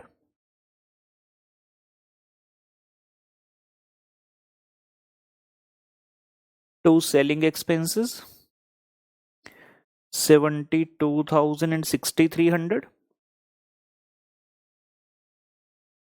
और टू स्टाफ सैलरी 65,000 एंड पुत्र 12,000। क्वेश्चन में ओपनिंग स्टॉक तो नहीं है, तो ओपनिंग स्टॉक रिजर्व तो नहीं बनता, लेकिन क्लोजिंग स्टॉक तो आएगा ब्रांच का, जिसके अंदर एचओ का प्रॉफिट जुड़ा होगा। तो टू स्टॉक रिजर्व ये एचओ में आएगा कि ब्रांच के स्टॉक के अंदर कितना प्रॉफिट है। फिर हमारा नेट प्रॉफिट है, नेट लॉस आएगा, तो उसके लिए भी अभी लाइंस लगाकर छोड़ देते हैं। तो स्ट्रक्चर पूरा बनकर तैयार है, स्ट्रक्चर क्वेश्चन का पूरा तैयार है। इंग्लिश हमने लिख दी, इंग्लिश में तुम शेर हैं भाई, इंग्लिश में तो हम शेर हैं। सखियां ने मैनू मेने मार दियां, उड़ियां ने चन्ना गल्लां प्यार दियां, सांझ नूं तू किदे किदे नाल हुंदा आ, ਵੇਖੀਆਂ ਮੈਂ ਫੋਟੋਆਂ बेकार दियां, मैनू डर जिहा लगदा है, दिल टुट ना जाए दो चारा, तेरे यार बतेरे ने, मेरा तू ही है बस यारा हो ला ला ला ला ला। हो गया जी। वर्किंग नोट बनाने ग्रॉस प्रॉफिट का, तो आइए स्टार्ट करते हैं। हेडिंग दे दिया जाए वर्किंग नोट्स। वर्किंग नोट्स में सबसे पहले बात कर रहे हैं प्रॉफिट ऑफ एचओ की, जिसके अंदर 2 चीज में प्रॉफिट है। प्रॉफिट ऑफ एचओ में जो एचओ ने गुड्स सेंड टू ब्रांच किए उसके अंदर भी प्रॉफिट है। प्रॉफिट का सिंपल सा रूल है कि यार आपकी कॉस्ट कितनी थी और आपने बेचा कितने का है। एचओ की कॉस्ट कितनी थी? 100 की, इन्होंने ब्रांच को भेजा 180 के, तो उसमें 80 रुपए का प्रॉफिट है। कितने रुपए की गुड्स सेंट है? कितने रुपए की गुड सेंट है? 9,54,000 की। तो 9,54,000 के अंदर 80/180 का प्रॉफिट है। 9,54,000 की फिगर है गुड सेंट की, मतलब good sent in at wholesale price these are 9,54,000। तो उसके अंदर 80 का प्रॉफिट है, तो 80/180 कर दिया। सिमिलरली जो आपने सेल किया किसको? आउटसाइड कस्टमर को, वो कितने रुपए का है क्वेश्चन में? 27,81,000। क्वेश्चन ने क्या कहा था? एचओ जब सेल करता है तब भी वो सेम करता है, ये हमने देखो बनाया हुआ है।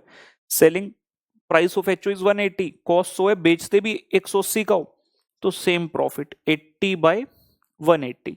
100 की कॉस्ट, प्रॉफिट 80 का, आपका सेल प्राइस 180, तो profit in sales is 80/180। Calculation एक बार में कर लेंगे, ये एचओ का प्रॉफिट आ जाएगा। फिर निकलेगा प्रॉफिट ऑफ ब्रांच, फिर निकलेगा जी profit of branch. Profit of branch तो सिर्फ सेल्स में ही है। कितने की सेल की इन्होंने? 9,50,000 रुपए की। और ध्यान दें, ब्रांच की कॉस्ट थी 180 की, ब्रांच ने बेचा कितने का? 200 का। तो ब्रांच का प्रॉफिट तो यार 20 रुपए का ही है आउट ऑफ 200। 20/200, आराम से समझ लीजिए। कॉस्ट कितनी है ब्रांच की? 180 की, प्रॉफिट है 20 का, तो सेलिंग प्राइस 200 बनता है, तो प्रॉफिट इन सेल्स कितना है? 20/200 यार, 20/200। ये 9,54,000 इंटू 80/180 फिगर आती है 4,24,000। 27,81,000 इंटू 80/180 12,36,000, और ये हो गया टोटल 16,60,000। और इसका 1/10 ही हो गया, तो 95,000 आ रहा है। 16,60,000 और 95,000 रुपए का ग्रॉस प्रॉफिट आ गया जी, नोट कर लीजिए।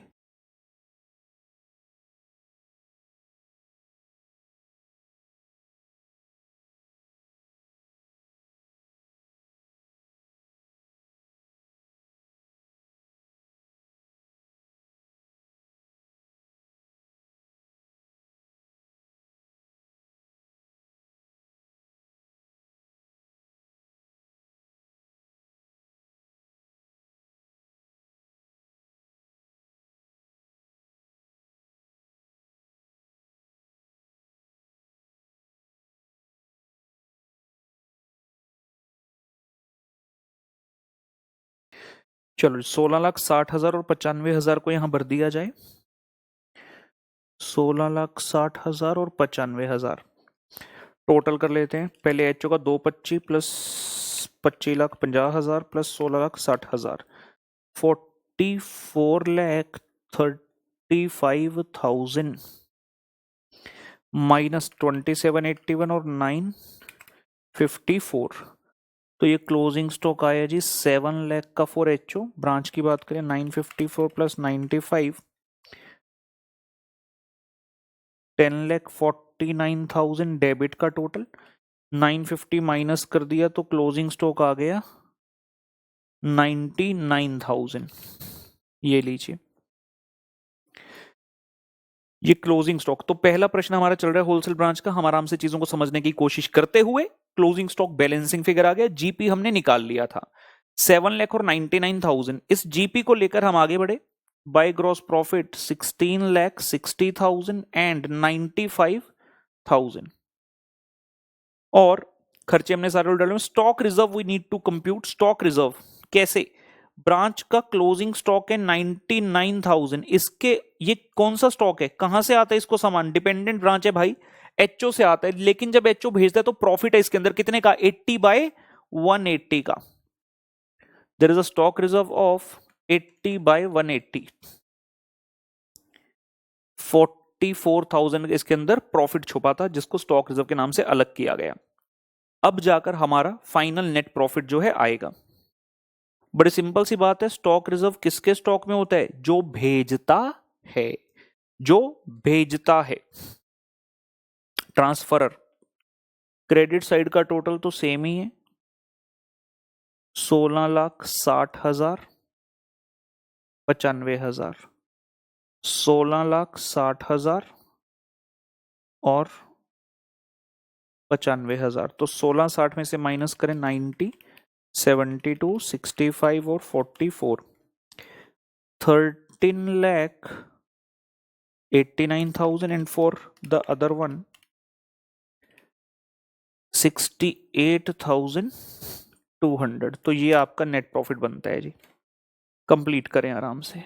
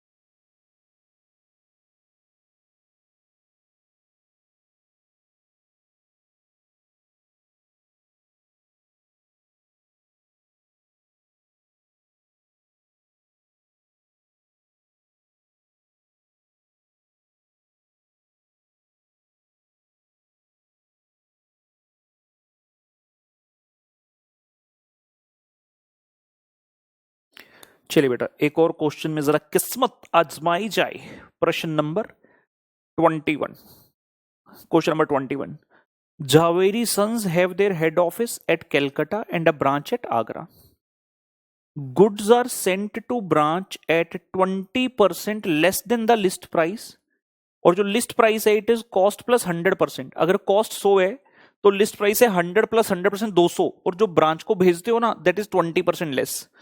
तो पहले इस चीज को सेटल करते हैं। आइए, answer number 21 first page fair note के लिए छोड़ देते हैं और यहां आकर ये बातचीत को करते हैं। तो ये है एचओ, ये है ब्रांच, ये है कस्टमर। अगर मैं कह रहा हूं कॉस्ट प्राइस 100 है, क्वेश्चन कहता भाई जो लिस्ट प्राइस है ना, जो रिटेल प्राइस है list price, that is 100 plus 100% यानी कि 200 रुपए का। और जब एचओ ब्रांच को भेजते जिस प्राइस पर, that is list price less 200%। तो सॉरी, लिस्ट प्राइस लेस 20, ये बोला ना, लिस्ट प्राइस लेस 20%, बिल्कुल। तो 200 माइनस 20% आ गया 160 रुपए का। 100 की कॉस्ट है, ब्रांच को भेजते हो 160 का, और आगे सेल होता है 200 का। ये तो चीज समझ आ गई। एचओ ब्रांच को भेज रहा है, ब्रांच कस्टमर को। क्वेश्चन आगे कहता सीधा ही देखो क्या बोल गया, from the following particular ascertain the profit made by branch as well as HO on wholesale basis. अरे यार, ये तो बताओ कि एचओ कितने का भेजता है। जब क्वेश्चन कुछ नहीं कहता तो इसका मतलब है कि भैया एचओ भी कस्टमर को सेम ही तरह से बेच रहा है। अगर एक्सेप्शन होगी कि एचओ कस्टमर को डिफरेंट रेट पर बेचता है तभी क्वेश्चन आपको क्लेरिफाई कहेगा, अदरवाइज यही मानेंगे कि एचओ भी कस्टमर को सेम अमाउंट पर ही बेचता है।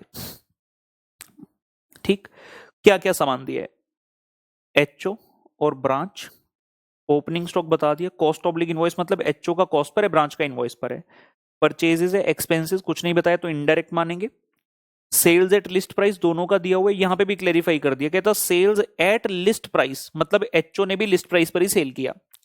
Goods send to branch at invoice price, HO ने भेजे, ब्रांच ने रिसीव किए। और एक ये स्पेशल चीज दी हुई है, goods destroyed by accidented invoice price, ये क्या है जी, एबनॉर्मल लॉस दिए, ठीक है, कॉपी पेस्ट होता है इसका और कुछ नहीं, 2,000 रुपए का। और इंश्योरेंस क्लेम वगैरह के बारे में नहीं बताया, तो जितना ट्रेडिंग में जाएगा P&L में भी उतना ही अमाउंट इसका चला जाएगा। करते हैं स्टार्ट, आइए। सो trading in P&L account, trading and profit and loss account, same scheme रखते हैं। For year ended, for year ended, आगे कुछ नहीं बताया। फॉर ईयर एंडेड डैश है भाई, क्वेश्चन ने नहीं बताया कि कौन सा ईयर एंड हुआ। पर्टिकुलर्स एचओ ते ब्रांच, पर्टिकुलर्स एचओ ते ब्रांच। लो दिखाओ जी सामान। स्टार्टिंग विद बच्चे opening stock, to opening stock 40,000 रुपए, 20,000 रुपए।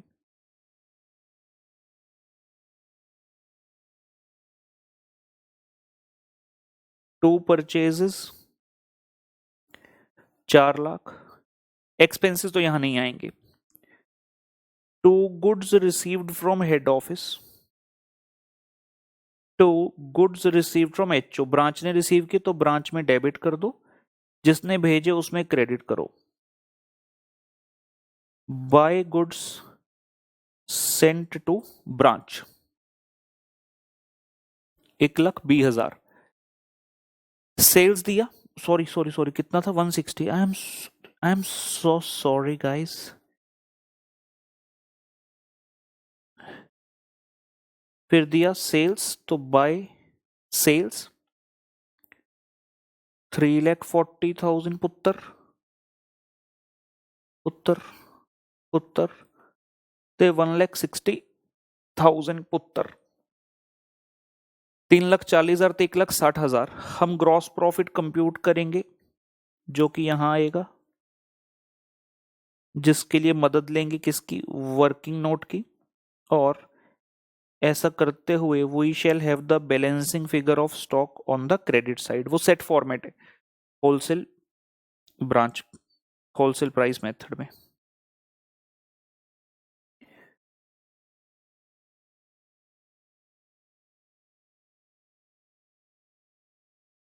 ग्रॉस प्रॉफिट को बच्चे ब्रॉड डाउन किया जाएगा, हम कहेंगे बाय ग्रॉस प्रॉफिट, और फिर आएगा टू एक्सपेंसेस। एंड यहां से, अरे रुको रुको रुको रुको रुको, अपने पास ओपनिंग स्टॉक के अंदर भी स्टॉक रिजर्व आएगा, और क्लोजिंग स्टॉक के अंदर भी स्टॉक रिजर्व आएगा। थोड़ा स्पेस छोड़कर नेट प्रॉफिट लिख देते हैं, एज्यूम करते हुए कि कहीं तो नेट प्रॉफिट आएगा एटलीस्ट एक में, नेट लॉस आया तो दूसरी तरफ लिख देंगे। ग्रॉस का देखो पता होता है कि ग्रॉस प्रॉफिट ही आएगा। कौन ऐसा बिजनेस कर रहा होगा यार कि ग्रॉस लॉस ही हो जाए, मतलब बिजनेस के मेन खर्चे भी आप नहीं अचीव कर पा रहे, तो वो तो गलत बात होगी, मतलब बिजनेस बेकार है, बंद कर दो ऐसे बिजनेस को। फिर तो ग्रॉस तो प्रॉफिट ही होना चाहिए, ग्रॉस लॉस नहीं होना चाहिए। नेट लॉस हो सकता है, वो जरूरी नहीं। चलो हमारे पास स्ट्रक्चर पूरा तैयार हो गया। अरे यार, अरे यार मत करो यार। एक आइटम दी थी क्वेश्चन ने, goods destroyed by accidented invoice price, तो वो बाय एबनॉर्मल लॉस आएगा। ब्रांच में 2,000 का, ब्रांच में दिया 2,000 रुपए का। क्या क्वेश्चन ने बताया इंश्योरेंस क्लेम कुछ नहीं, मतलब नेट लॉस भी कितना है, 2,000। नेट लॉस भी कितना है, 2,000। मैं यहां लिख देता हूं, टू एबनॉर्मल लॉस सिर्फ ब्रांच में आ रहा है 2,000 रुपए। टू को थोड़ा ऊपर कर दें, स्क्रीन पे मैंने देखा तो लगा ये तो नीचे रह गया। To abnormal loss 2,000। स्ट्रक्चर अपने सामने पूरा क्वेश्चन का तैयार है, हम वर्किंग नोट पर चलते हैं जहां से प्रॉफिट निकाल कर आएंगे। Working notes, profit of HO A point किसमें, जो गुड्स सेंड टू ब्रांच किए,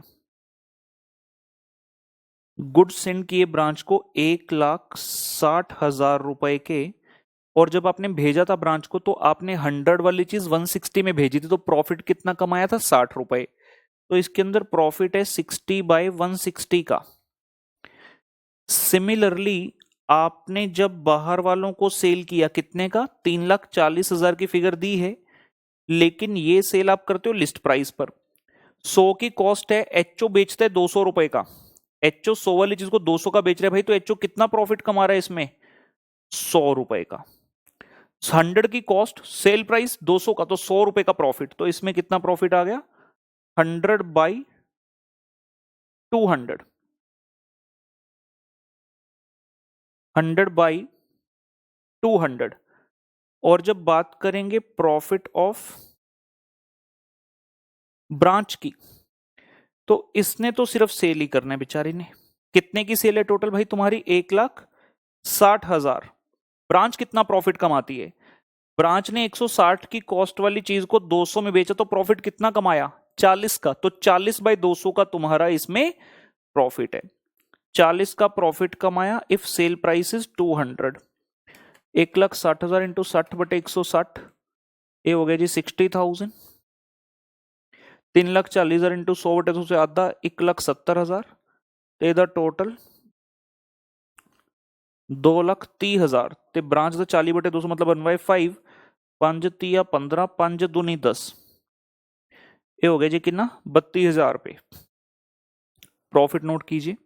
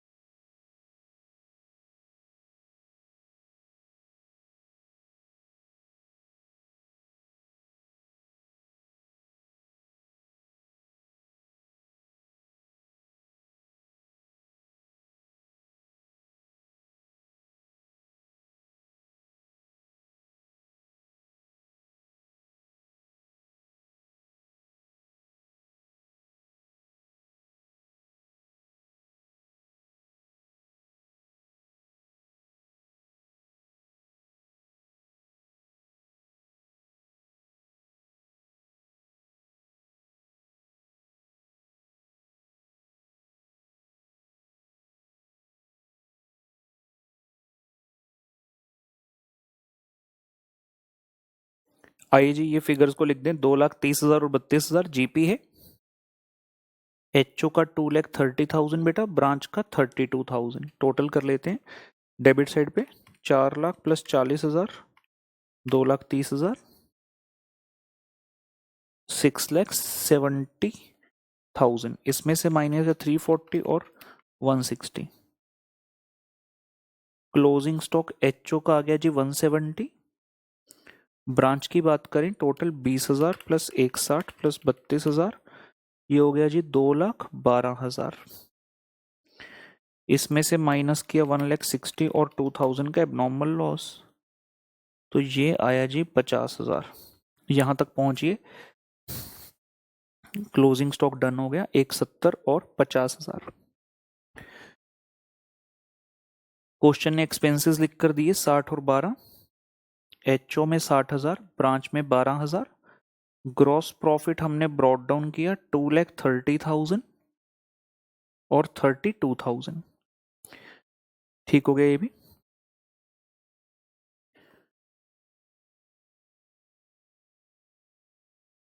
स्टॉक रिजर्व की बात करें, ओपनिंग स्टॉक कितना है ब्रांच का, 20,000 रुपए। इस 20,000 रुपए के अंदर एचओ का प्रॉफिट है। याद रहे, एचओ जब भेजता है ब्रांच को तो कितने का प्रॉफिट कमाता है, इसमें 100 वाली चीज को 160 में भेजता है तो 60 का प्रॉफिट कमाता है, और होलसेल प्राइस में कितना है, 60/160 का प्रॉफिट है। तो 20,000 इंटू 60/160। सिमिलरली क्लोजिंग स्टॉक हमने अभी अभी फाइंड किया ब्रांच का 50,000, इसमें भी कितना प्रॉफिट है 60/160 का, और ये दोनों फिगर एचओ में जाने वाली है।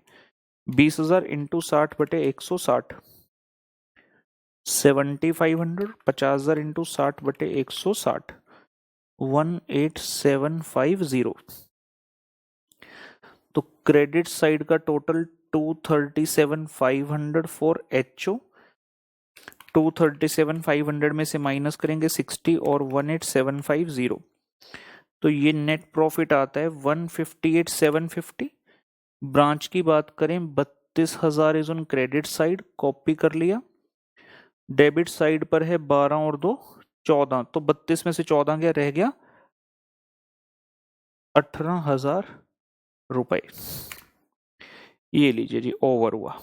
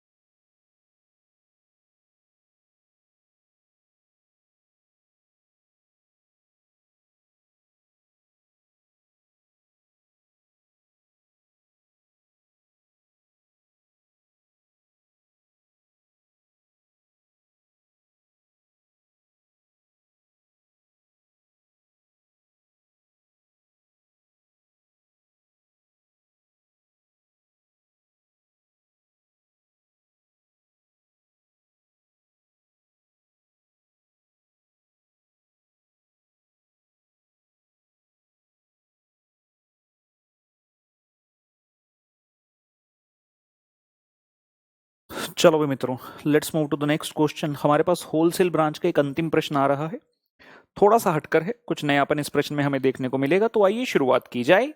कहते जी मिस्टर राहुल, नाम तो सुना होगा, टीआरजी लिखना चाहिए था। Mister Rahul operates a number of retail outlets to which the goods are invoiced at wholesale price, ठीक है, which is cost plus 25%।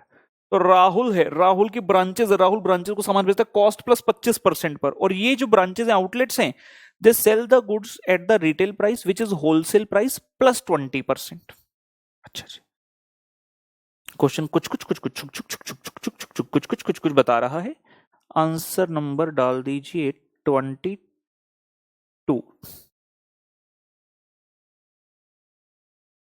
ਤਾਂ क्वेश्चन कहंदा कुछ ऐदा दी गल, जो एचओ है, यो ब्रांच है, और ये कस्टमर्स है।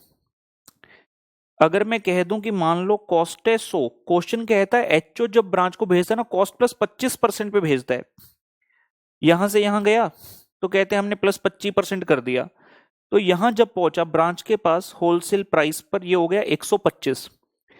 Branches then sell the goods at the retail price which is wholesale price plus 20%। जब आपने आगे बेचा तो आपने 20% ऐड कर दिया, मतलब जो सेल प्राइस हुआ 125 का 20% ऐड किया तो ये आ गया जी 150। मतलब ये जो आपने प्रॉफिट कमाया इसमें 25 है, और यहां भी प्रॉफिट कितना है 25 है। पढ़कर इतनी चीज समझ में आ गई। एचओ की कॉस्ट अगर 100 है, क्वेश्चन कहता आप आउटलेट्स को भेजते हो कॉस्ट प्लस 25%, तो 125 का ब्रांच में पहुंचा, और ब्रांच आगे भेजते 20% के प्रॉफिट पे, तो 125 प्लस 20% किया तो 150 आ गया। ठीक है, वापस चले गए क्वेश्चन में।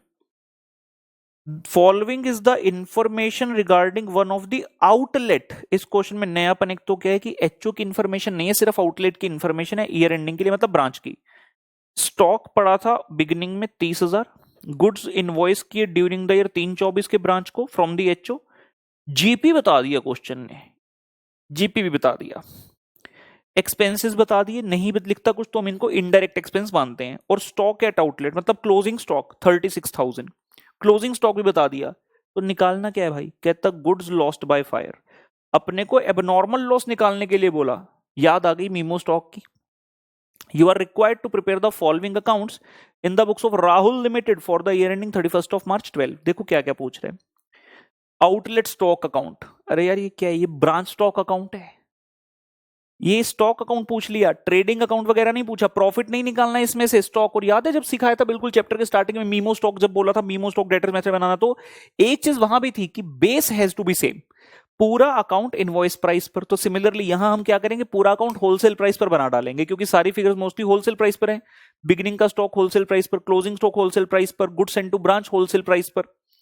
फिर कहते हैं इनका P&L अकाउंट बना दो, और लास्ट में स्टॉक रिजर्व अकाउंट जो मैंने आपको सिखाया था। चलिए क्वेश्चन जैसा कहे वैसा करेंगे, हम बनाते हैं आउटलेट स्टॉक अकाउंट। आ जाइए बच्चे, outlet stock account, particulars amount, particulars and amount. Question ने आपको बिगिनिंग का स्टॉक दिया, तो ये हो गया जी to balance brought down. Opening stock मत लिखना, स्टॉक का तो अकाउंट ही है, टू बैलेंस ब्रॉड डाउन लिखने का 30,000।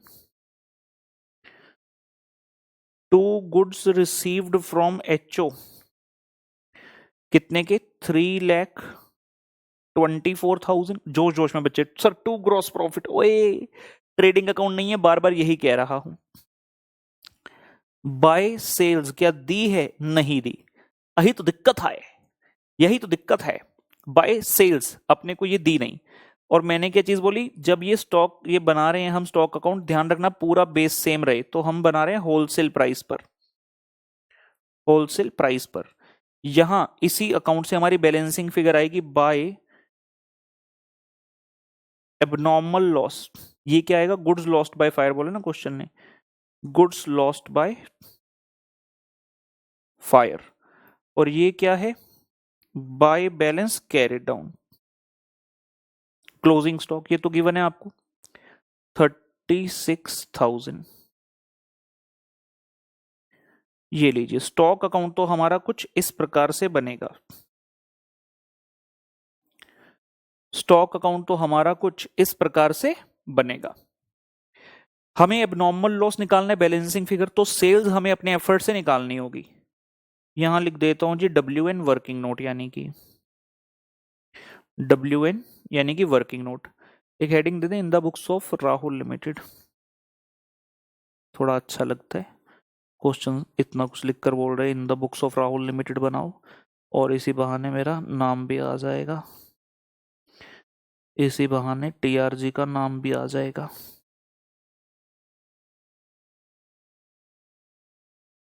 ये लीजिए सेल्स बैलेंसिंग फिगर निकाल लेते हैं। नॉर्मली क्या होता था, हमें सेल दी होती थी, हम जीपी निकाल लेते, जीपी दिया तो सेल निकाल लेंगे।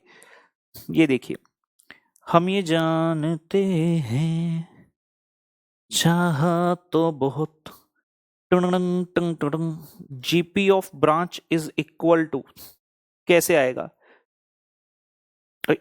जीपी ऑफ ब्रांच, कैसे आएगा, जितना सेल का अमाउंट होता इनटू आपने कितना प्रॉफिट कमाया, 25 का प्रॉफिट कमाया, इफ सेल प्राइस इज 150, तो आपका प्रॉफिट है सेल में से 25/150।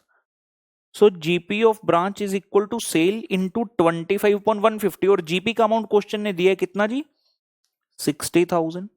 तो इसको जब मैं सॉल्व करूंगा तो यहां से सेल्स का अमाउंट आ जाएगा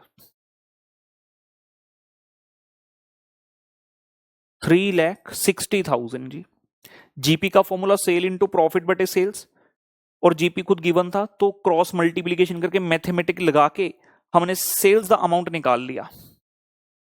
इसमें तो कोई दुविधा होनी नहीं चाहिए काका, सेल का अमाउंट आ गया सर, सेल का अमाउंट मिल गया सर, जाकर लिख दें, बेटा ठहरो, यही तो गलती है। ये ये सेल कौन सी है? This is the sales at actual price. This 3,60,000 is the sales at actual sale price। और हम जो ब्रांच स्टॉक बना रहे हैं, हम बना रहे हैं होलसेल प्राइस पर। We need the sales value at wholesale price. ये आपका सेल का अमाउंट है 3,60,000 रुपए। इसमें से प्रॉफिट माइनस करो, मुझे कौन सी फिगर पर पहुंचना है? मैं ब्रांच स्टॉक बना रहा हूं इस वाली वैल्यू पर, होलसेल प्राइस पर। आपकी जो सेल आई है वो 150 पर आई है अभी, तो उसमें से प्रॉफिट माइनस कर दो, आप यहां तक पहुंच जाओगे। सो होलसेल प्राइस पर जो सेल्स है वो कितनी है? Sales at wholesale price is equal to 3,60,000 की सेल, और इसके अंदर कितना प्रॉफिट है? 25/150। अरे वो तो पता ही ना, सॉरी, जीपी तो पता ही है, 60,000 रुपये बोला उसने, खुद निकालना खुद भी निकाल सकते हो। 3,60,000 में से 60,000 माइनस कर दिया, ये आ गया 3,00,000। तो ये है sales at wholesale price. GP तो क्वेश्चन ने खुद ही बताया, हमें कंप्यूट करने की आवश्यकता ही नहीं पड़ी। सेल है 360 की, जिसके अंदर जीपी 60 का है, तो मतलब आपकी कॉस्ट कितनी है? ब्रांच की कॉस्ट क्या है? जो होलसेल प्राइस है, क्योंकि ब्रांच को होलसेल प्राइस पर चीज मिलता है। तो 3,00,000 रुपए हो गया ब्रांच का sales, but at wholesale price, कि मैंने इतनी होलसेल प्राइस का सामान बेचा, मैंने इतनी होलसेल प्राइस का सामान बेचा 3,00,000 रुपए। इसको हम लिखेंगे यहां, इसे लिख दिया यहां। टोटल किया 354,000, 354,000, 336, 354 में 336 गया, कितना रह गया? 18,000 रुपए जी। कंप्लीट करें इसे यहां तक।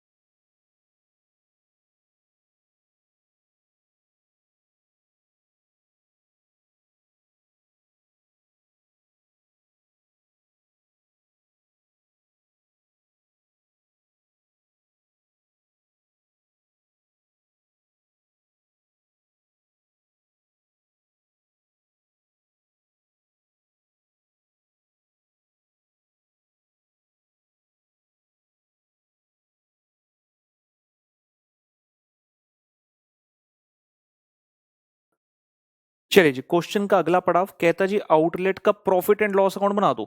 लो भाई, outlet profit and loss account, particulars amount, particulars इन बेटा अमाउंट। ग्रॉस प्रॉफिट तो क्वेश्चन ने बताया ही है, तो अपने लिए स्टार्टिंग तो आसान है। बाय ग्रॉस प्रॉफिट 60,000 रुपए। क्वेश्चन ने एक्सपेंसेस बताए, expenses of the outlet for the year 20,000, और याद रहे एक हमने एबनॉर्मल लॉस निकाला था ऊपर, और क्वेश्चन ने हमें कहीं पर भी इंश्योरेंस क्लेम के बारे में नहीं बताया, तो सारे का सारा अमाउंट यहां आ जाएगा। To abnormal loss goods lost by fire कितने के, 18,000 का बैलेंसिंग फिगर निकाला था, हो गया पी एंड एल, आ गया net profit.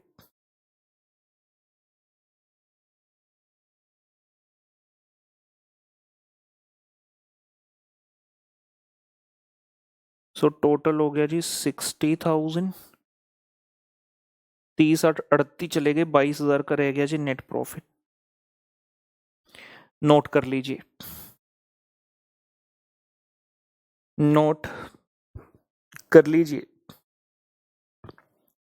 Outlet profit and loss account is done with. आसान था, क्वेश्चन ने हमसे पूछा। उसके बाद स्टॉक रिजर्व अकाउंट जी, ये अच्छी चीज है, स्टॉक रिजर्व अकाउंट। हमने पहले समझने पर समय लगा दिया, तो अब हमारे लिए मुश्किल नहीं होगी। अगर मैं वहां ना समझाता तो तब समय बचता, अब लगता। स्टॉक रिजर्व अकाउंट में क्या बताया था, ईयर के बिगिनिंग में इसका क्रेडिट बैलेंस पड़ा होता है। ऑब्वियस सी बात है, स्टॉक का डेबिट है तो स्टॉक रिजर्व का क्रेडिट बैलेंस होगा, तो बाय बैलेंस ब्रॉट डाउन। फिर आप इस ईयर के बिगिनिंग में एंट्री रिवर्स करते हो आकर, क्या, stock reserve to H O P and L account. मैं ब्रैकेट में लिख देता हूं कि ये ओपनिंग स्टॉक का होता है। फिर आप करंट ईयर के एंड पे क्या एंट्री करते हो, H O P and L to stock reserve. तो स्टॉक रिजर्व में आता है यहां by H O P and L account, किसके लिए, क्लोजिंग स्टॉक के लिए। और ये आपका क्या बन जाता है, टू बैलेंस कैरिड डाउन। या बेटर रहेगा मैं इसे लाल रंग से लिखूं, क्योंकि ये एक तरह से बैलेंसिंग फिगर होगी। ठीक है, बाय बैलेंस ब्रॉट डाउन कितना रहा होगा, ये देखिए। आपका ओपनिंग स्टॉक कितना है भैया ब्रांच का, 30,000 रुपए। कितने रुपए का इसमें से लोडिंग है, जाइए यहां चलते हैं, जो हमने ये लाइन बनाई थी। हमने देखा जब एचओ भेजता है 100 वाली चीज में 25 का प्रॉफिट ऐड करते हैं और 125 की भेजता है ब्रांच को। तो ब्रांच के पास जो भी सामान पड़ा है उसके अंदर 25 का प्रॉफिट है आउट ऑफ 125, तो 25/125, 30,000 गुना 25/125, 1/5 हो गया, ये आ गया जी 6,000। तो 6,000 रुपए का जो ब्रॉड डाउन है, that belongs to the loading that in the opening stock. और लोडिंग की बजाय बेटर वर्डिंग यहां पर मैं ये कहूंगा कि profit of the head office. Head office का प्रॉफिट इसके अंदर 6,000 था, और हमने ईयर के स्टार्टिंग में अगर एंट्री को रिवर्स किया तो वो नल्लीफाई हो गया। फिर जब क्लोजिंग स्टॉक की बारी है, ये भी क्वेश्चन ने दिया आपको 36,000। इस 36,000 के अंदर भी बेटा, इस 36,000 के अंदर भी बेटा 25/125 का प्रॉफिट है, किसका, एचओ का। 1/5 किया बिकम्स 7,200, और ये बैलेंसिंग फिगर आ गया 7,200 का।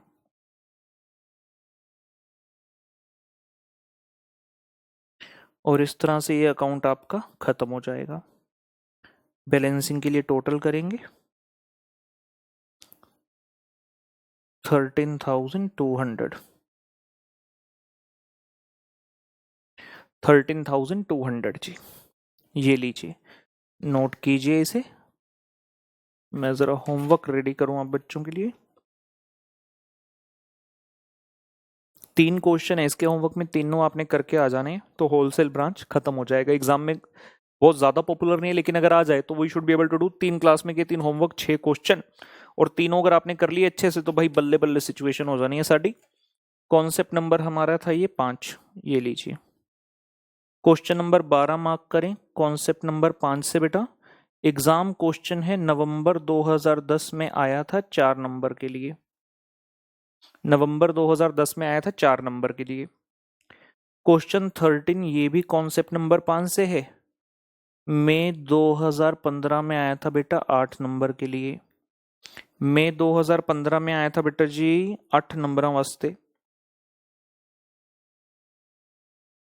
और क्वेश्चन नंबर 14 ये भी कॉन्सेप्ट नंबर 5 से हो जाएगा, और ये 2011 मई में 8 मार्क्स के लिए पूछा गया था।